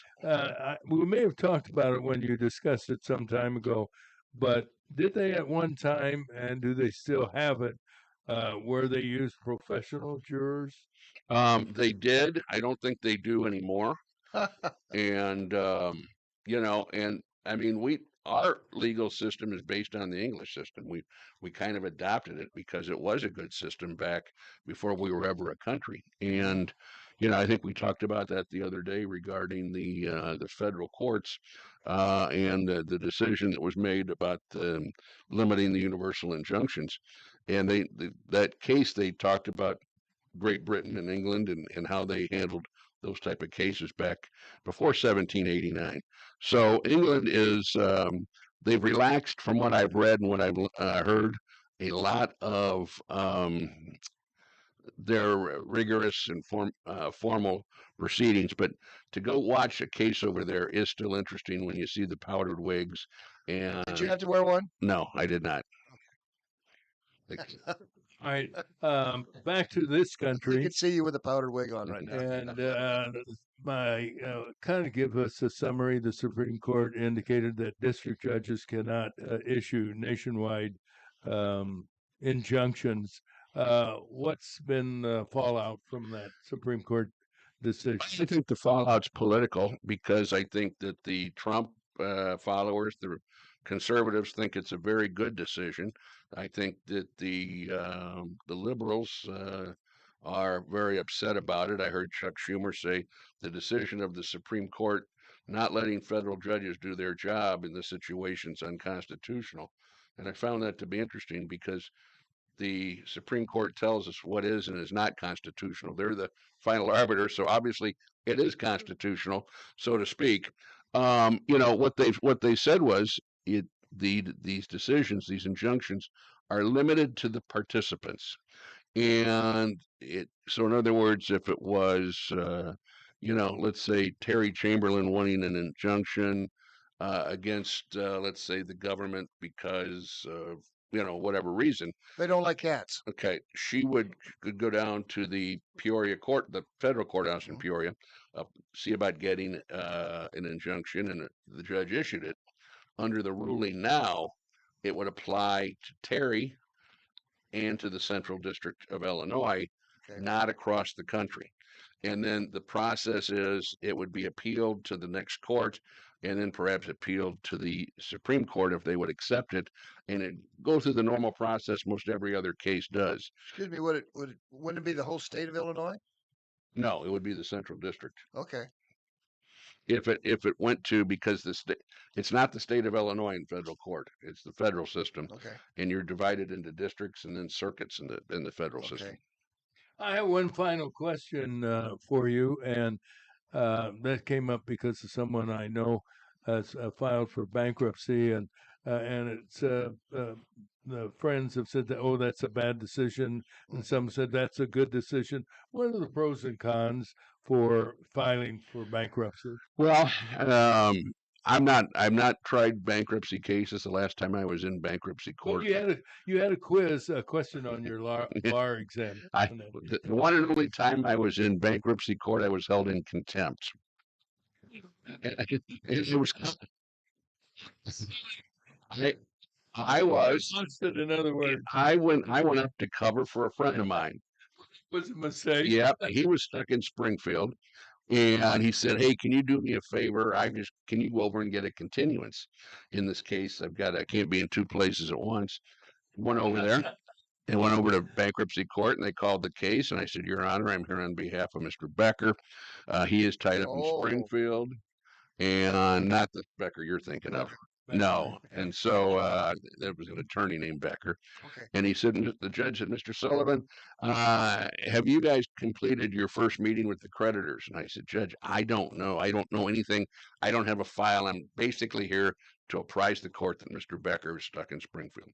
Well, in that case, since you're here for him, you're in contempt for not knowing that answer. $500 fine. Oh, are you? So now the judge is it before the Supreme Court? No, Mr. Becker took care of it when he got back into court. And ironically, the judge that did that, nice guy, still around, he's retired. Last time I saw him, I reminded him, and he denied he did that. And I remember him doing it. You know, it meant more to me than it did to him, so to speak. But he was a neighbor of mine growing up, and I would have thought I would have got the benefit of the doubt. No, but going back to your question about pro and con on bankruptcy, you know, you've got several kinds of bankruptcy. You can do a complete, like a discharge of your debts if you qualify. Some people need to do that when they're so underwater. It's a good thing. Sometimes you can do what is called a reorganization, and that is where you've got money and you've got income, but you're just a little bit underwater, and you need time, and you need to kind of put those creditors off, work out like payment plans. And sometimes that's very beneficial. I think the detriment of bankruptcy is you can only do it every so often. I think it's once every 7 years. Yeah. And it has a bad stigma to it. It has a bad connotation. You know, so-and-so went bankrupt. Well, you know, it happens every day. It happens with a lot of corporations. President Trump had been That's what I say. He filed bankruptcy. He's been bankrupt his corporations more than once, you know, and, you know, it's designed to kind of hit the reset button and give people a second chance. And, you know, and I think it's obviously, it's really a cottage industry. It's, you know, there's a lot of bankruptcy stuff going on. You have an entire team. I mean, locally we have, I think right now in Peoria, three bankruptcy judges in federal court, two of whom are senior status and one of whom is active on the bench. It is amazing. Can I ask, if a corporation files bankruptcy, the president of that corporation is not liable to, it's the corporation itself, not the person that's in charge of it? Correct. It's the corporation, it's its own individual. Right. In that situation. So they could, so the corporation could file bankruptcy, and the president could go ahead and go to Florida if he wanted to. Yeah, that's up to him. If you know, take his money and run. He can, absolutely. You've told a lot of funny stories, but that's one of the best. You know. And as a result of that fine, did you go ahead and file on your behalf bankruptcy? I discharged that $500 in bankruptcy. God love you. Thanks. Okay. As always, Talk Kevin. to you soon. You bet. Kevin Sullivan on Breakfast with Roger and Friends on WAZU FM 90.7 in Peoria, Illinois. News, weather, sports coming up next. Stay tuned. And you're listening to it on YouTube as well. And if you'd like to join us live, we are live streaming. Go to rogerandfriends.com or breakfastwithrogerandfriends.com. You want to add to it, Terry? Nope. All right. Yeah. Thanks. Stay tuned. That buddy of yours would have bought me breakfast or lunch or something.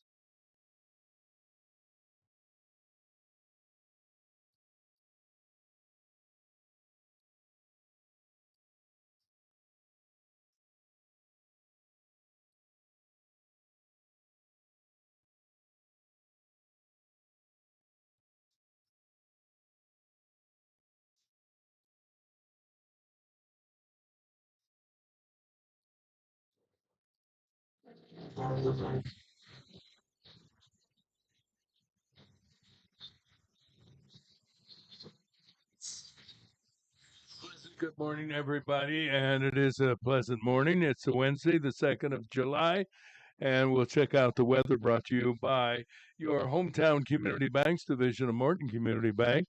They have 46 convenient and friendly hometown locations throughout central Illinois, providing a variety of financial services. Look for the clock tower, and you'll know they have time for you. Member FDIC. Weather-wise, sunny today, a high of 88, overnight low 70. Tomorrow, sunny at 91. Friday, of course, is the 4th of July, and it will warm up to 93 degrees during the day. Overnight, for the fireworks, a low of 74. Into the weekend, Saturday, sunny, 92. Sunday, sunny, 89. We have a good chance for showers and thunderstorms on Sunday. Right now, our temperature at 72 degrees. Now with the news, here's Terry. As predicted by former Congressman Ray LaHood on our Monday morning program, Republicans barely passed their big, beautiful reconciliation bill yesterday. The Senate vote was tied at 50-50 until Vice President J.D. Vance cast the winning 51st vote to the joy of President Trump. 3 Republicans jumped ship on the president and vice president, casting ballots with Democrats. Rand Paul, Susan Collins, and Tom Tillis will not be receiving Christmas cards this year from the White House. The measure, with a number of changes, goes back to the House, where it faces more of a challenge. No Democrat expected to vote for it, while the GOP will do its best to hang on with everyone on the team. Unfortunately, Republicans can't afford to lose more than 3 members, and the president hoping to have the bill on his desk for signing on the 4th of July. That deadline, however, is not a legislative requirement. When the bill passed the Senate, President Trump was in Florida touring Alligator Alcatraz. Say that 5 times fast. Not even once. That's the new immigration detention center located on grounds of a former airfield in the Everglades, about 50 miles west of Miami. The facility can house 3,000 illegal criminal migrants, but can be expanded to accommodate up to 5,000. Wasn't there a time when people used to buy shoes with alligator skin? Alligator shoes? I think you still can. Yeah, alligator belts, alligator purses. Yeah. Okay. Well, you can wear them, not me. Well, there's men that- I'm afraid if I had alligator belt, it would bite me. No. No. Okay. I was just wondering. Alligator shoes are very stylish, and they make them in Italy and all around the world. All right. Do you have a pair? No, I don't. I cannot afford alligator shoes. Yeah, they're very expensive. Yes. Yeah, you can go to Payless. Oh, that's right. Payless Payless is is closed. gone. isn't it? Payless, no. And that's because they couldn't. Never mind. The president says Israel has agreed to a 60-day ceasefire with Hamas. He hopes the agreement will lead to an end of the conflict between the two in Gaza. Hamas is yet to respond to the conditions listed in the deal. Meanwhile, Israeli military officials report they've eliminated a key Hamas leader in an airstrike. He was described as a founder of the Hamas military wing. He's gone. Former FBI Director Christopher Wray could be in serious trouble. New director Kash Patel has declassified agency documents that reveal the FBI blocked an investigation into allegations that Chinese manufactured fake driver's licenses and shipped them to Chinese sympathizers in the United States in a scheme to influence the election of Joe Biden in 2020. Release of the documents would have contradicted Ray's congressional testimony. The jury in the trial of American rapper Diddy Combs has reached a verdict in 4 of the 5 charges against him, but deadlocked on the 5th and the more serious indictment. The 55-year-old entertainer accused of racketeering, sex trafficking by force, fraud, and transportation to engage in prostitution. The judge has ordered the jury to continue deliberating the racketeering charge.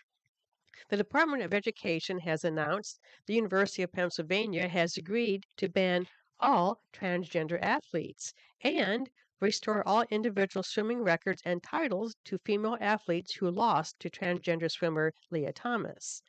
Penn also agreed to send letters of apology to each swimmer who lost records or titles to Thomas.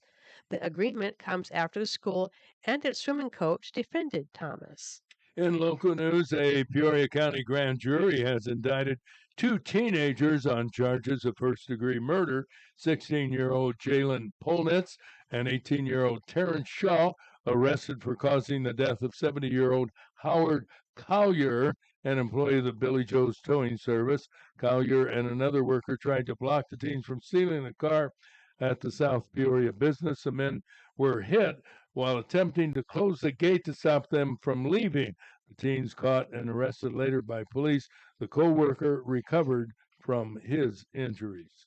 In other police news, a county grand jury has indicted 15-year-old Javon Smith on a charge of aggravated battery. The 15-year-old was one of 3 youths who were attempting to burglarize a car at the River West residential complex when they were surprised by the car's owner. They fled the scene, but not before Smith fired several shots. One of the bullets hit a 9-year-old in the back. The boy, who has recovered, was in one of the houses. The city police say the homicide rate is up 40% for the first half of this year compared to last year. 7 in 2025 from January to July 1st. That's this year. There were only 5 for the same period in 2024. Effective at the end of the year is the resignation of Illinois Central College President Dr. Sheila Quirk-Bailey. Dr. Bailey has been president of the junior college since 2016. And we continue with more news from WCBU. From the WCBU Newsroom, good morning. I'm Ryan Denham. Governor J.B. Pritzker visited OSF Healthcare headquarters in Peoria yesterday to sign new laws expanding healthcare access and lowering prescription drug costs. For too long, our healthcare system has been infected by profit-seeking middlemen and predatory actors looking to make an extra dime at the expense of Illinois patients. One new law will change how pharmacy benefit managers are regulated, aimed at lowering costs and helping smaller local pharmacies. The other will expand the ban on prior authorization to include additional mental health services, among other changes. Authorities say a babysitter will be charged with murder in connection with the death of an 18-month-old Peoria boy who showed signs of abuse. Prosecutors say Amarion Billups Wilson admitted to police that he hit Clylan Ewing several times while he was watching the boy. The boy died Sunday night at OSF St. Francis. Peoria police say Billups Wilson is also suspected of harming 3 other children found in the same house on Wiswall Street in Peoria. The Peoria Public Schools Board of Education voted unanimously to approve a clear book bag policy to address safety at its high schools and middle schools. Superintendent Sharon DeMolin-Carrat says the district's order of 2,000 backpacks will arrive later this month for families to buy. It was originally $50, and because we got them in bulk, they will be $20. And actually, in terms of distribution, bags will be distributed to schools, the middle schools and high schools, so parents can literally purchase those. Families can also buy clear backpacks from other vendors if they wish. The board set a compliance date for October. A traveling exhibit now on display at Methodist College in Peoria chronicles how communication about AIDS and HIV has evolved over the past 40-plus years. Joel Shoemaker is the college's Associate Director of Library Services. My favorite poster here is just a woman who is basically saying that we always thought that this was a big city issue or that this was a male issue. That exhibit is open to the public in the Methodist College lobby through August 9th. You can find more news at wcbu.org. I'm Ryan Denham. Thank you. Appreciate it. Now we have sports brought to you by Kathy Reynolds, a brilliant real estate. Thinking about selling your home, buying a new home?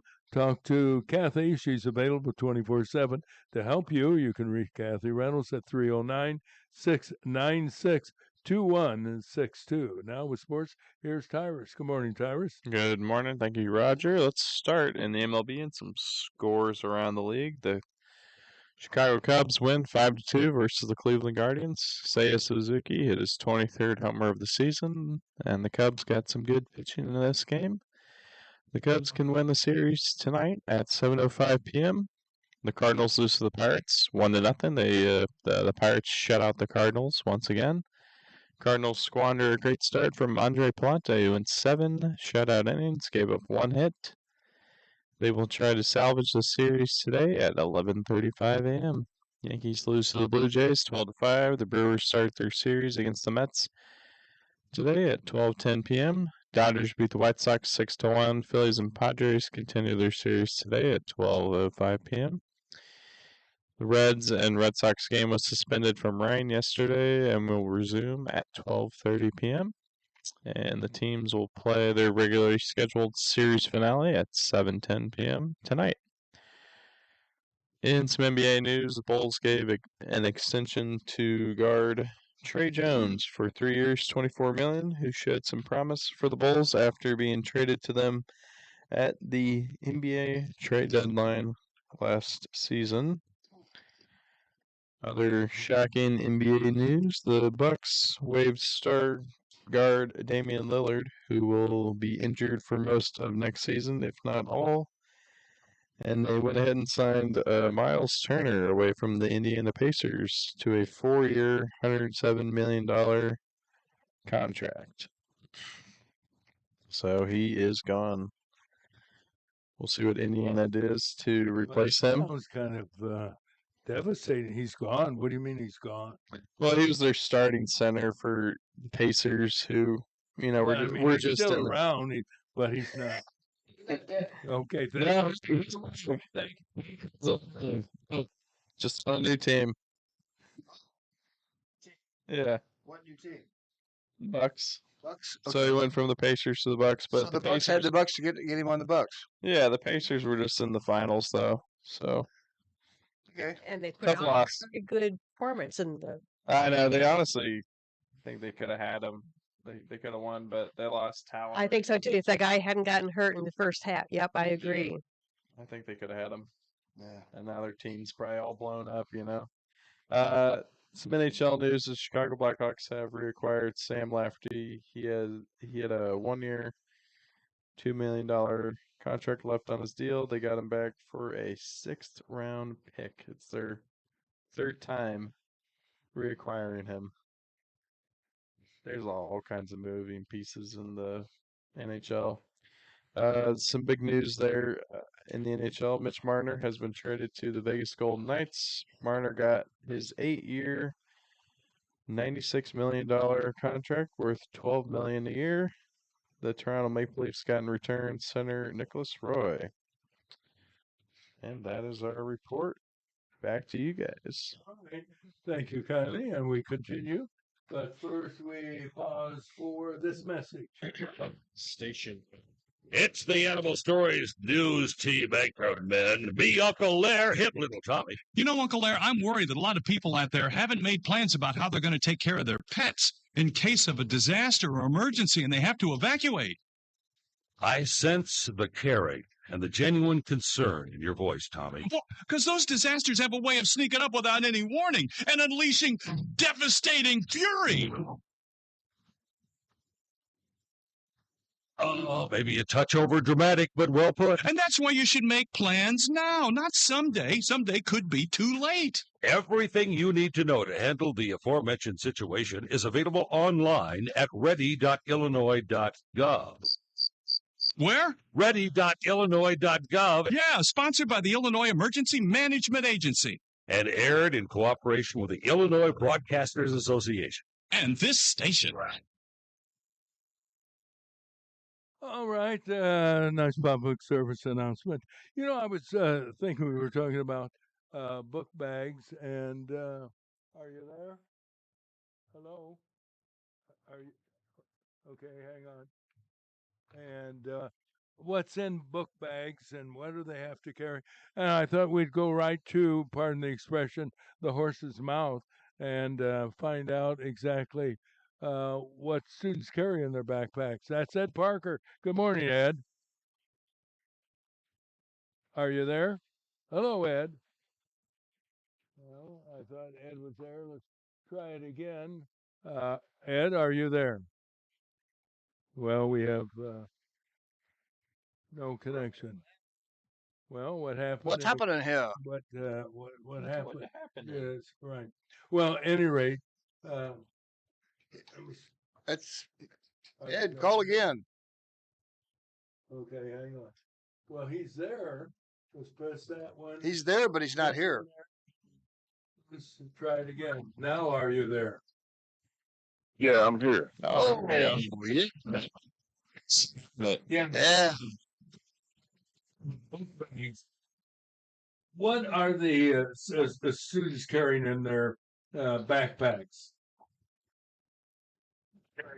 What are they carrying? Yes. Mhm. Yes. Firecrackers, right? No, they carrying them and laptops. And lunch? Laptops. Laptops, lunch.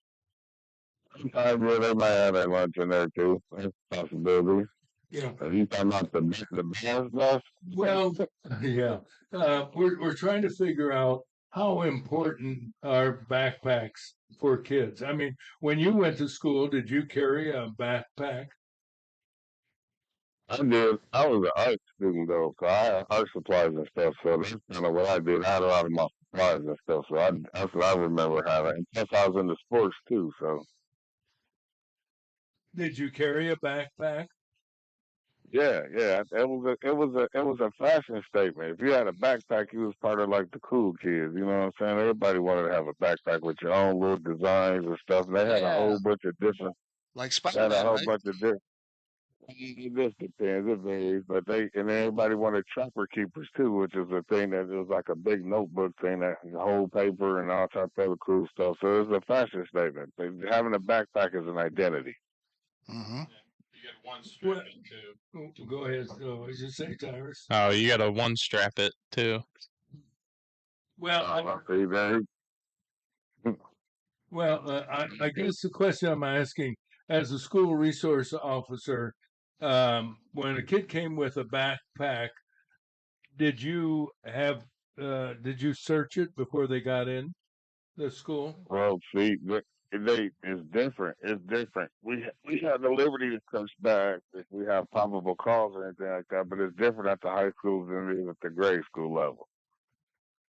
So it just varies. It just varies. It's that most of the time, in grade school, we didn't check bags unless we had to check the bag because something occurred. So if a kid had an offense, they did something, that was like threatening or said, I'm going to bring something to school or I'm going to do this or do something like that. If they said something inappropriate or did something wrong, then we had proper calls to say, hey, come here before you go to class, whatever. We're going to check your bag, make sure you ain't got something because you're threatening to do something to somebody. Assume the position. He's like, yeah, pretty much. That's it. Yeah, but we got probable cause. If you have probable cause, you can check it anyway. Anytime you come on the property, even an adult that comes there with a bag or anything, if it seems suspicious, you'd be like, okay, this is kind of out of the ordinary. They come there, you can because that's the property. That's with the district, you can do that. Here's the bottom line to me, Ed Parker, and that is, can students get along without a backpack, as we did when I went to school? Absolutely. Well, let him answer. I think it's different because of the kids now. There's a lot of different things that they carry and stuff, And I don't see them not having backpacks. I don't see them not having backpacks because the kids carry a whole bunch of different gadgets and stuff. They really don't still have their phones anymore because they got the yonder pouches they put them in. But I mean, some young ladies probably want their makeup products.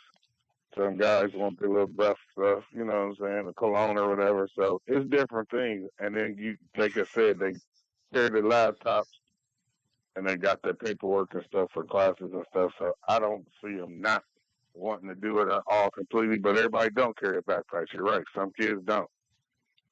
Now, I know you said you carried your art supplies. Couldn't you just leave them at home or leave them in school? Or did you? I mean, you could. Yeah, it's possible. Sure. I had them in a container too, though. It was like a container that's pencil pouch that held this stuff, and I had certain markers and stuff. It just depends. That's a lot of stuff to be walking around. You got knuckleheads that want to slap stuff out your hands too when you're walking in the hallway. So if you got a backpack, less of a chance of you getting your stuff knocked all over the place. I do remember that. That's one thing, regardless of the age generation, that there was always somebody who, if you were carrying even just one book, who thought it'd be cute to slap it out of your hands, as a whole bunch of students were going, and then some kids would laugh, oh, he had to pick up 2 books. So they're still doing that stuff. Oh, yeah. Yep. Because people are still stupid sometimes. Yep. Oh, I can't believe you said that. All right. They're just downright mean. Some people are just mean, or they think it's cute or funny, and it ain't. Yeah. Everybody don't play that way. Bullies. Mollies. When do you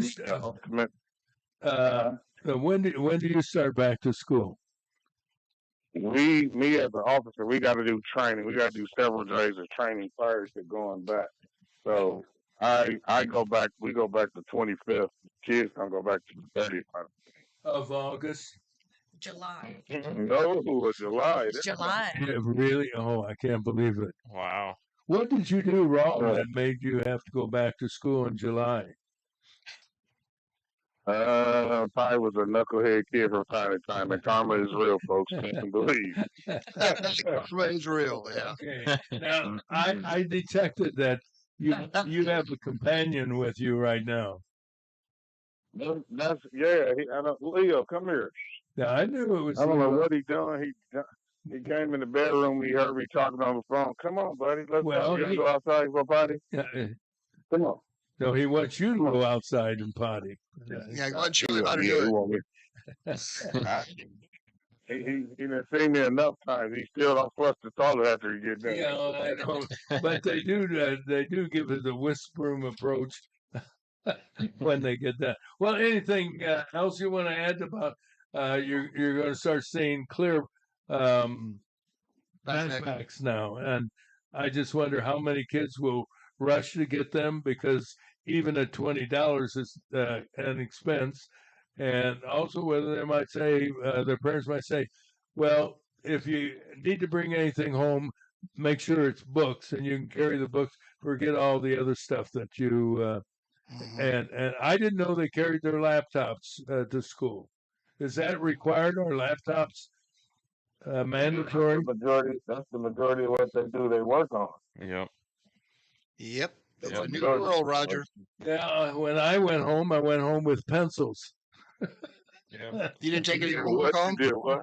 Yeah, I went home with pencils. Oh yeah. No, you didn't go home with a pencil. Y'all back in your time. Y'all had stones. Y'all had to count rocks. Yeah, we had the. Hey, I didn't call you to be insulted now. We had the Chromebooks. All right, now let's. I'm sorry. They approved the bill or whatever they voted to get the thing. I think that the people who can't afford them, they'll have people who donate money and stuff to help get the kids what they got to get. I think it's a good idea for the purpose of safety at the end of the day when it's all said and done. I work there and I know, you know what I mean? So, have you ever found anything dangerous in examining a kid's backpack? Yeah, I saw a note and they said we're gonna get you after school at 3 o'clock. I'm like, are you talking to me? Because I'm reading note, and I'm just kidding. No, you can find stuff. You know what I'm saying? Just like anything else, just like at the airport, TSA, people forget things. Yeah. So Yeah. it's Sorry, always officer. good like that. I didn't realize I had a stick of dynamite in my backpack. You ever find any Playboy magazines?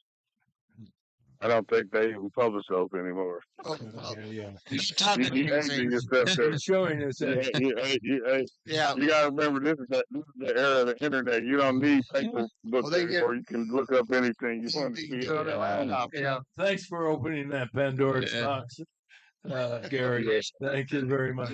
No. We've been talking to Reverend Ed Parker, and appreciate it. Thanks, Ed. Oh, anytime. Love you guys. Take care. Yeah. See you when I see you. A neat guy, Ed Parker.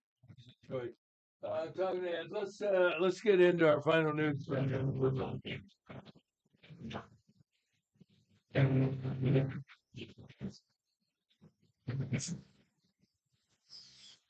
And our final newscast at the bottom of the hour at 8:30, brought to you by Matt Wall, CPA, with Gordon Stockman Wall.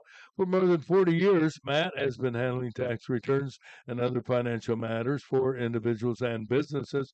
His phone number 309-692-4030.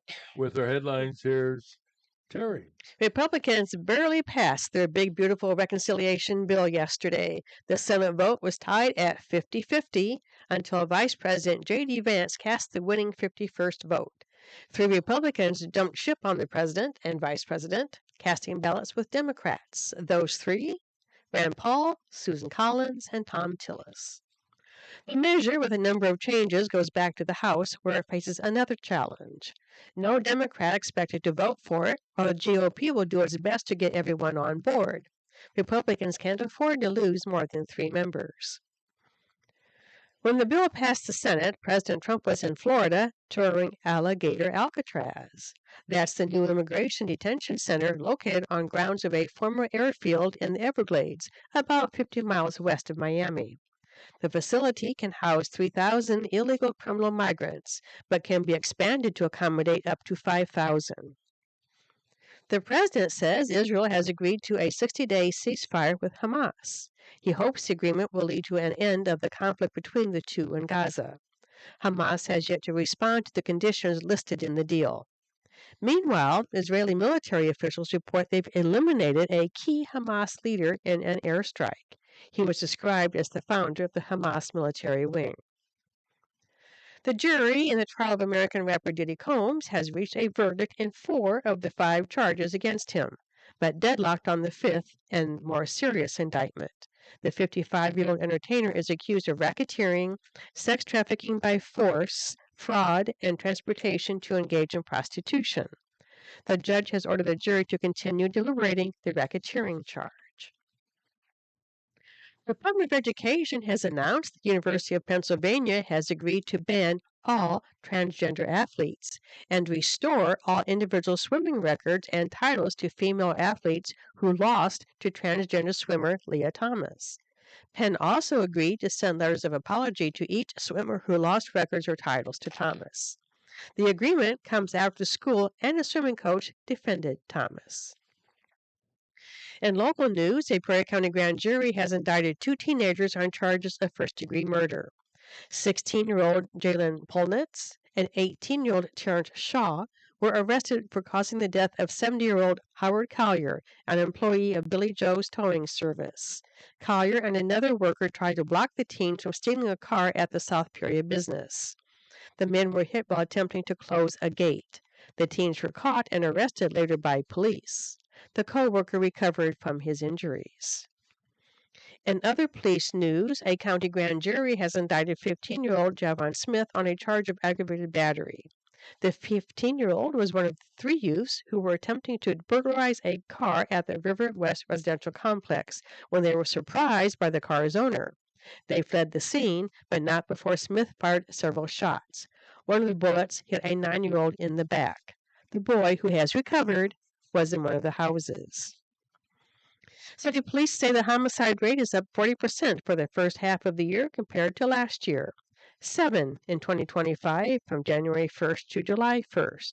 There were 5 for the same period in 2024. And as we were just discussing with Eddie Barker, the Peoria School Board has approved a ban on all backpacks except those that are transparent. The vote was unanimous and applies to middle and high school students. And those are the headlines, Roger. Thank you, Terry. How about a check of the weather brought to you this morning by Spoon River Home Health, bridging the gap in healthcare since 1993. Spoon River Home Health, they've been caring for people of all ages in their homes where recovery and healing faster and more comfortable. Learn more from Spoon River at 309-245-0723. Sunny today, a high of 88, overnight low 70. Tomorrow it'll be sunny and 91. Friday, of course, 4th of July, sunny and hot, 93 the high. For the weekend, Saturday 92 and Sunday 89 with a good chance for rain. 50% they're saying now on Sunday. Right now we're at 76 degrees, and we continue with Breakfast with Roger and Friends on WAZU FM 90.7 in Peoria, Illinois, and streaming live on YouTube. And we say good morning to those who are watching and listening, including my wonderful sister in Indio, California. Hard to believe, hi Carol, that they can actually see us, and that includes some folks up in Dubuque, Iowa. I'm sorry, Bettendorf, Iowa, Jacksonville, Florida. A pleasant good morning to Crane, graduated from Manual Polytech and Bradley University, and then served for, gosh, I don't know how many years as a fighter pilot, flying F-18 Navy jets off of aircraft carriers, and one of our regulars for that matter. I have a question for our distinguished panel. Well, first of all, let's start with this day in history, and actually it's for yesterday. We missed that on the 1st of July. In 1979, something really big happened, and I'll help you by giving you a clue that will make it relatively easy. It had to do with the retail sales market.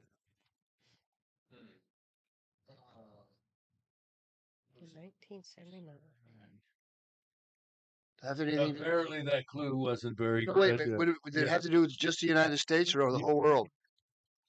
Well, what it had to do with I'll answer with the United States, but in the end, the whole world. But don't put a lot of importance to the whole world. Retail. Yes, in the retail business. Minimum wage? No. Unions? So I'll narrow it down even further. It had to do with a product. A product being sold for the first time. Retail product for the first time. Yes. Marijuana? No, that's not. That was retail. Yeah, but that wasn't 79. 79. Cell phones? No. You're in the right category. I will tell So you it's an that. electronic device? Yes. CVs? No. Personal computers? No. No, it's still too early for that. And, now wait a minute. One of you may have come close to it, but I can't tell you which one. I would just say, okay. What was your answer? All right, I said personal computers, so we'll just say computers. No. Oh, all right. Okay. She wasn't even close, huh? Electronic devices? Yeah. Electronic devices. So you were close. I said cell phones too, and he said that was No, that's CVs. No, You they said were on no. before that. Yeah. 79. Electronic device. TV's already been out. Colored. First of all, start with a company. That will be RCA. Will help you out a little bit. Okay.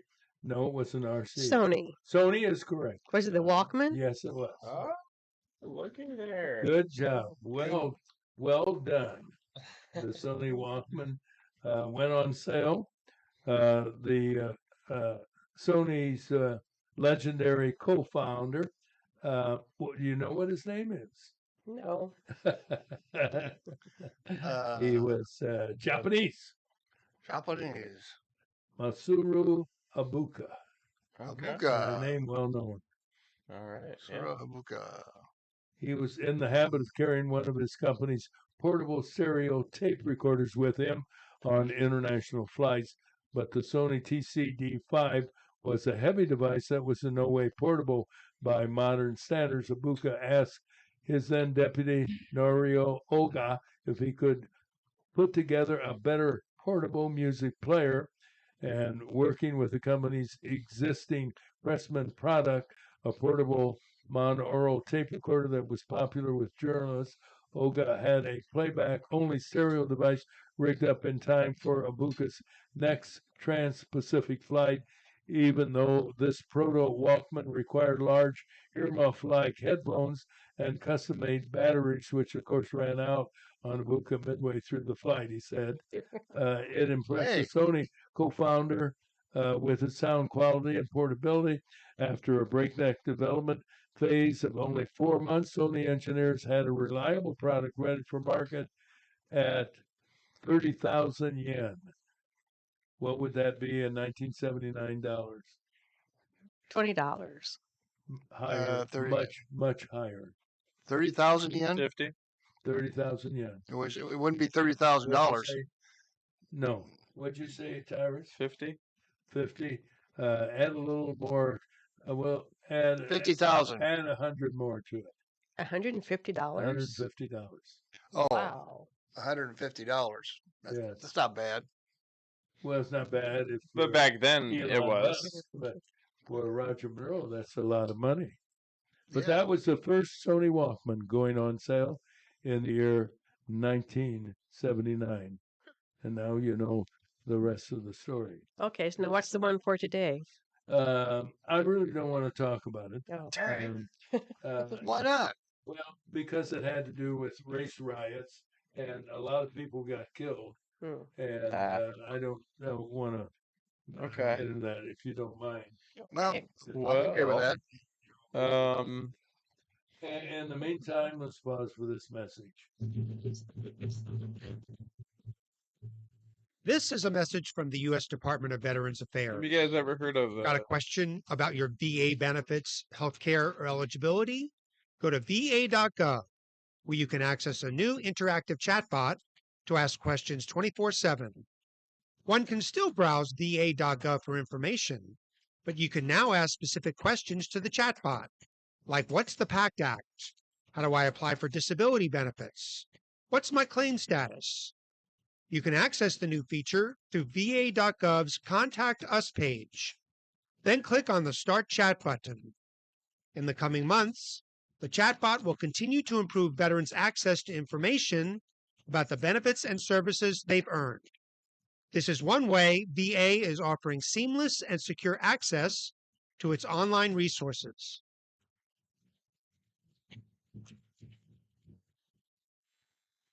Today's pet tip is brought to you by Peoria Pet Crematory of Peoria and Lewiston, providing final care for family pets, large and small, 24 hours a day, 7 days a week. Their phone number is 713-1898. That's 713-1898. More information is available at peoriapetcrematory.com. Pet lovers are dedicated to their animals, all species from horses to turtles, and of course, cats and dogs. If you are a pet lover, learn these little-known, somewhat amazing facts about your pet. Depression in dogs isn't so different from depression in people, and it can come on for the same reasons: the loss of a companion or owner, the move to new surroundings, a new baby in the house, or a change of a long-established routine. It's hard to know because we can't actually ask them, but it's not uncommon for pets to get down, especially during periods of change, but it is rare for dogs to suffer from long-term depression. Most dogs will bounce back within a few days to a few months with just a little extra TLC. but you must reward them when they show signs of happiness. If the only thing that still gets a little tail wag out of your dog is a car ride, then take him for a series of short rides each day, praising and rewarding him when he appears happier.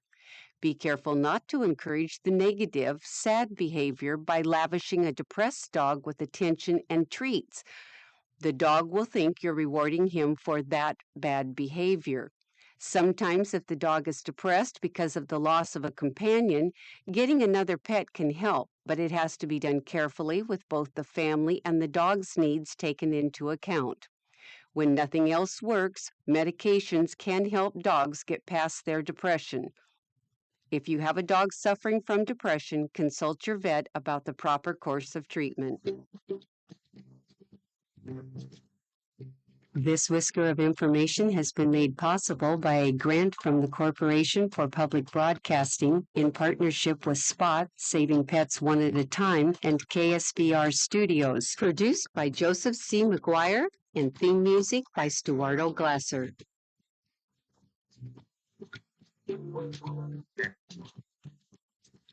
Today's pet tip has been brought to you by Peoria Pet Crematory of Peoria and Lewiston, providing final care for family pets, large and small, 24 hours a day, 7 days a week. Their phone number is 713-1898. That's 713-1898. More information is available at peoriapetcrematory.com.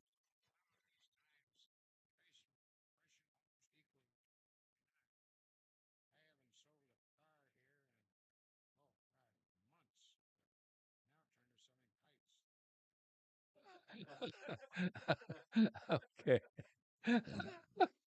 Hey, well, Jonathan Winters. I hardly can do a program anymore without Jonathan Winters. sometimes you got to do it, you know.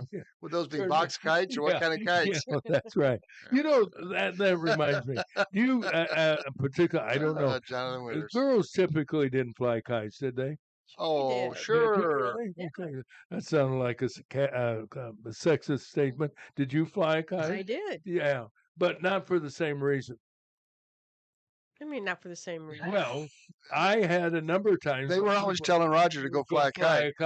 I said, okay, I will for that matter. No, not for that reason. How many Me times? too, a few times. How many times did you're a younger guy, Tyrus, 25 years young. Have you flown a kite? Yeah. Okay. Well, you don't have to get huffy about it. Yeah.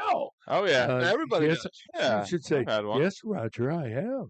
Yeah, I had one. It was I don't know, long ago.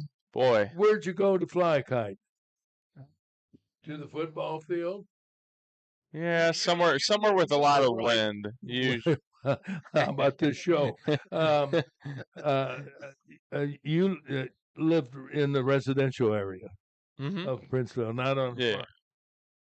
Well, it's kind of like, so we have cornfields behind us, Okay. but like Well, we're that would be- also well, you can't go running in a cornfield. nah, but we're also like It's a in field of town. dreams. So it's like Yeah, that was a field of corn. I think I flew one when we were in Canton or like Fairview when we lived there, and that's where there was places to go out there. Yeah, and a little bit of a hilly area too. Oh yeah. Am I right? How about Gary? Where'd you fly a kite?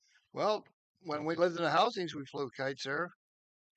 Had a little. But you had to go in the streets, didn't you? Did Well, you have an open area? Yeah, the places where there's swing sets and stuff like that. Yeah, there was open areas. But once you got going, if like you said, it was a good windy day. Get that kite up there. Oh yeah. Oh yeah. But you know what else pretty good at that. we played with? Remember those Stick hoop. those airplanes? You get them for like Model airplanes or no, the wooden ones. You know, you put them Yeah. together. I The think balsa wood. balsa wood. Balsa yeah, wood, like, yeah. like about 10 cents a piece, and you just You put them Turn it together, around. threw them in the air, and it crashed, and went back and bought another one. yeah, Yep. Started sure. all over again. Hardest part was when you had the tissue paper that you would put on your plane. That's really building from scratch. Yeah. Yeah. You're giving me a look like I don't remember putting tissue paper on. No, I don't. Well, Well, I he remember did. There's about He couldn't. the balsa wood. Uh, He fans couldn't and afford the things. balsa wood, so he put no, took paper and no, you had the guts of the airplane. I mean, you had the glue, and it was so hard because you had to get the right amount of glue and not too much, because if you put too much, then the little piece would fall aside. But when it was dry, were you sniffing the with glue guts too, or of it, no, because I tell you what, that opened your sinuses, and actually sniffing that glue could make you sick. I mean, I didn't like the smell of it at all. Neither did my mom. Do you have to do that in the house? well, do you But have they to do were your fine. nails in the house and, No. and then nails? I didn't say anything Oh, about that. boy. My mom would knock me around. I was just She wondering, knew where you Throw a slept. shoe at and you. I wonder if any of you actually built a plane, a kite. I'm sorry, um, almost from scratch. Like course. if you're okay, Yeah, you of course. You because get the sticks and you could use newspaper. yeah, and that's if you tore the if all you had left was the wooden parts, whatever. Right. You The could go get frame a of it. newspaper and yeah, you make a kite. All right, now here's the question of the morning for you engineers of aeronautics. What was the hardest thing to determine um, about flying your kite? How much tail to put on it? Exactly right. Mm-hmm. And if you didn't put enough on it and you put it up on a windy day, it would go around in a circle and then crash. So right. then you would add a little more tail to it, and it was really kind of a challenge to get the right amount. If you put too much on, you couldn't get it You up in couldn't the get it air. at all. Yep. So when you put that key on that kite up there, it came down. Did you That's discover why electricity? that's why they call me Ben Franklin. Yeah. Is that a true story, It's or is kind it of a true. myth? Myth. Probably a myth. Although When you speak about electricity, who was one of the most popular persons in Peoria? Oh, in Peoria, Wabco. From Creve Coeur. No, he wasn't Creve Coeur. And it really wasn't a human person. you're talking about Reddy Reddy Kilowatt. Kilowatt, yeah. Yeah. You remember where you would see him? Oh, yeah, on the Silco building On the Silco building, That's where right. over. across the river. Yeah, where Right. Walmart Yeah. is now. Yeah. Yep. Yeah, where they. I guess we go figure out if that one story is true. You just hop in the Wayback Machine Yes. and Get with Mr. The time machine. the old Miss- time With machine. that little puppy, Yeah. the dog, Peabody. Mr. Peabody and Sherman. You Yeah. go in that What, Wayback what, Machine. what program is that? You're losing. It was on Bull. Bullwinkle and Friends. Yeah. I'm sorry. Yeah, their time I was machine just, was called the Wayback. Oh yeah, We were listening on the radio to Jack Armstrong and the Lone Ranger and Inner Sanctum. Inner Sanctum, exactly right. the Lone Where you guys were watching TV. The Shadow Knows. And the Shadow Knows was another one. And it's interesting today, kids. I don't even think they lay down, but we used to lay down in front of the radio and listen to all these wonderful programs. Yeah, we laid, we sat. Yeah, but then when TV happened, we started. One of us was designated to lay down in front of the TV, We didn't do that. so we could change the channels. That's how we had our remote. Oh, really? My dad would say, "Change the channel," Mhm. and one of us would be right in front of the TV, and we just reach up, turn it. Did you have an antenna on your house for TV? Yeah, we did. We did. In the beginning, they were manually. You put them like I think ours was on the chimney, and then later on you could get a remote that would turn the antenna. I remember more than one night watching a snowstorm on TV. Yeah, and it was July. And Really? every now and then you pick up a station, maybe I think in Decatur or Springfield or maybe even Rock Island. Yeah. You could hardly pick it up because of this. It looked like a snowstorm. But if you went to upstairs in your house Mm-hmm. and it was like 10 o'clock at night, it'd come in just clear. Really clear. I didn't know that. Yeah. Move the antennas around. Yeah. And what were the popular brand names? There was Philips. Wasn't there a Philips? RCA, of course. Yeah, RCA. RCA was Motorola. Motorola. Zenith. Yeah. Phillips screwdriver. Yeah. And it was, No, Phillips. But there was another one too. the radio. Philco? Philco, yeah. Philco was, yeah. Remember the radios, the Philco radios? They Yeah. had like 6,000 dials and whatever, and only 2 or 3 of them really worked. You could turn it on, turn it off, and turn the volume. All the rest of them were just for show, I think. And were most of the radios back then floor models? Oh yeah. That some of the later models were table radios, but in the beginning, it seems like we They had were a huge. Oh yeah, Grandpa and yeah. Grandma had a huge one. They were like a Yeah. jukebox. All the ships at Yeah, sea. almost small jukebox size. Yeah, you're exactly right. Yeah. And then the other big thing that and my dad wound up buying one. I don't know what happened to it, but it was worth a lot of money. Is a Wurlitzer record player that started in what was it? I don't want to say drugstores. What kind of business was there? Taverns or restaurants that would have them, like drive-in restaurants?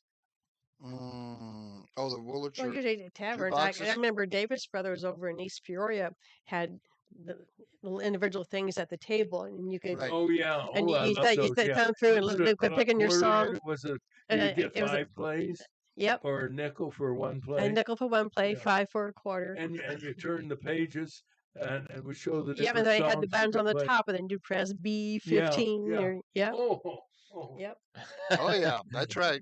See, now this is all foreign to Tyrus. He said, "What are you guys talking about?" And we don't know what we're talking about, but nonetheless, Yeah, we're doing our very best. Mm-hmm. That's But right. those were the good old days. The good old days when we had drugstores that had soda fountains, Yeah. and Green River. Green River, and Cherry Coke. Cherry Coke was- also chocolate sodas and strawberry sodas and sundaes as well. And they put chocolate on the sundaes. And can you tell the difference if I set in front of you Bob's Dairy Dream in East Peoria and blindfolded you a dish of his ice cream and a dish of Dairy Queen? Could you tell the difference? Remember, I don't like ice cream, so I don't. You don't like ice cream? I recuse myself from that Really? question. From the question? Okay. Let's see. How about you, Gary? Dairy Dream. That's un-American. You realize that, don't Yes, you? I realize that. Did you have an aversion to it? Did you have an allergy? It that was too developed? cold. It hurt my Really, teeth. Oh. Dairy Cream Mm. was ice milk, not ice cream. It was That's, different. that's what my mom always said was that There's the a Dairy difference in them. Queen was more Well, like you ice know, don't milk. they call one a custard? Custard. Yeah. Well, Yeah. well, that's Culver's. Yeah, Culver's has custard. And that place down in Canton has the lemon custard. Who has that? Dairy Dream? There's a no, it's Hannum's? In Canton? Hannum. I think Hannum's Hannum's da- the name. They're Hannum's in Dairy Dream. Canton. What's the name? That is good stuff. That's good Addictive, stuff. right? No, that's actually like good. Like if you want to go around and get like lemon ice cream from somewhere, Uh-huh. and it's not gonna taste the same. Whatever they got for their lemon, What's that's the name like of the place? That's not that far away. Hannum- Worth driving Hannum's to. Dairy I Dream. think it's called Hannum's. Hannum's. Hannum's. Hannum. Hannum. Hannams. In Oh, Canton. yeah. Okay, give me a nail of it yeah. down. I can drive to it. It's kind of by the cemetery, and you go. It's like Kind of by that a dead end, and then you turn right, and that's how then you go down to. Is To it off Weematech. the main drag? Yeah, it's off the main drag, unless you're going down to Weematech, and then Yeah. Well, Lewiston. there's a battle in Morton now. There's a Dairy Queen that is open on the north side of I-74, and then of course you have in downtown Morton what used to be Dairy Queen, and then the family. Curious, Curious, Curious, yeah. isn't it? Yeah, and they lost, quit, or whatever the Dairy Queen franchise for a variety of reasons. One thing, I think you have to buy anything and everything that you need in the place from Dairy Queen, and I think that Gary's family said, we'll get along with that. So he's still in business, but he has his own. I can't say Dairy Queen. Maybe it's Dairy King now. It's, An ice cream store. it's yeah, and it's Excuse me. pretty good. So you don't eat any of that, huh? Soft ice cream. Once in a great while, and then it Have has you thought about pulling all your teeth and getting false teeth so you can have a Dairy Queen? No. No, you won't do that. no. Oh. Well, we want to wrap things up. So See happy what you the could join us on soda. WAZU Root FM beer. 90.7 in Peoria, Illinois. And of course, if you're on the internet or YouTube, thanks for being a part of our program, and hope to see you tomorrow. Tomorrow, I want to thank Kevin Sullivan for joining us as usual, and I think we woke Ed Parker up. I think we did Do you too. think that's so? Mhm. Because Yeah. he didn't know what was going on. When I called, I know he answered the phone, but all I heard was heavy breathing, and he didn't respond. So then he called back, and it didn't sound like he was at the top of his game. No, Yeah, he wasn't Mr. Funny Man. I think you woke No. him up. Oh yes. yeah, I think. Well, the poor guy, he works very hard, and He's got the treasury we job. probably quits. At any rate, so happy you joined us. We'll be back tomorrow with more of the same. It's 9 Dr. o'clock. Gene Sidler will be here, along Yep. with retired attorney Mike Dentino, and a couple of other surprises as well. In the meantime, stay cool. Remember, God loves you, and so do we. Have a great day, everybody. See you tomorrow.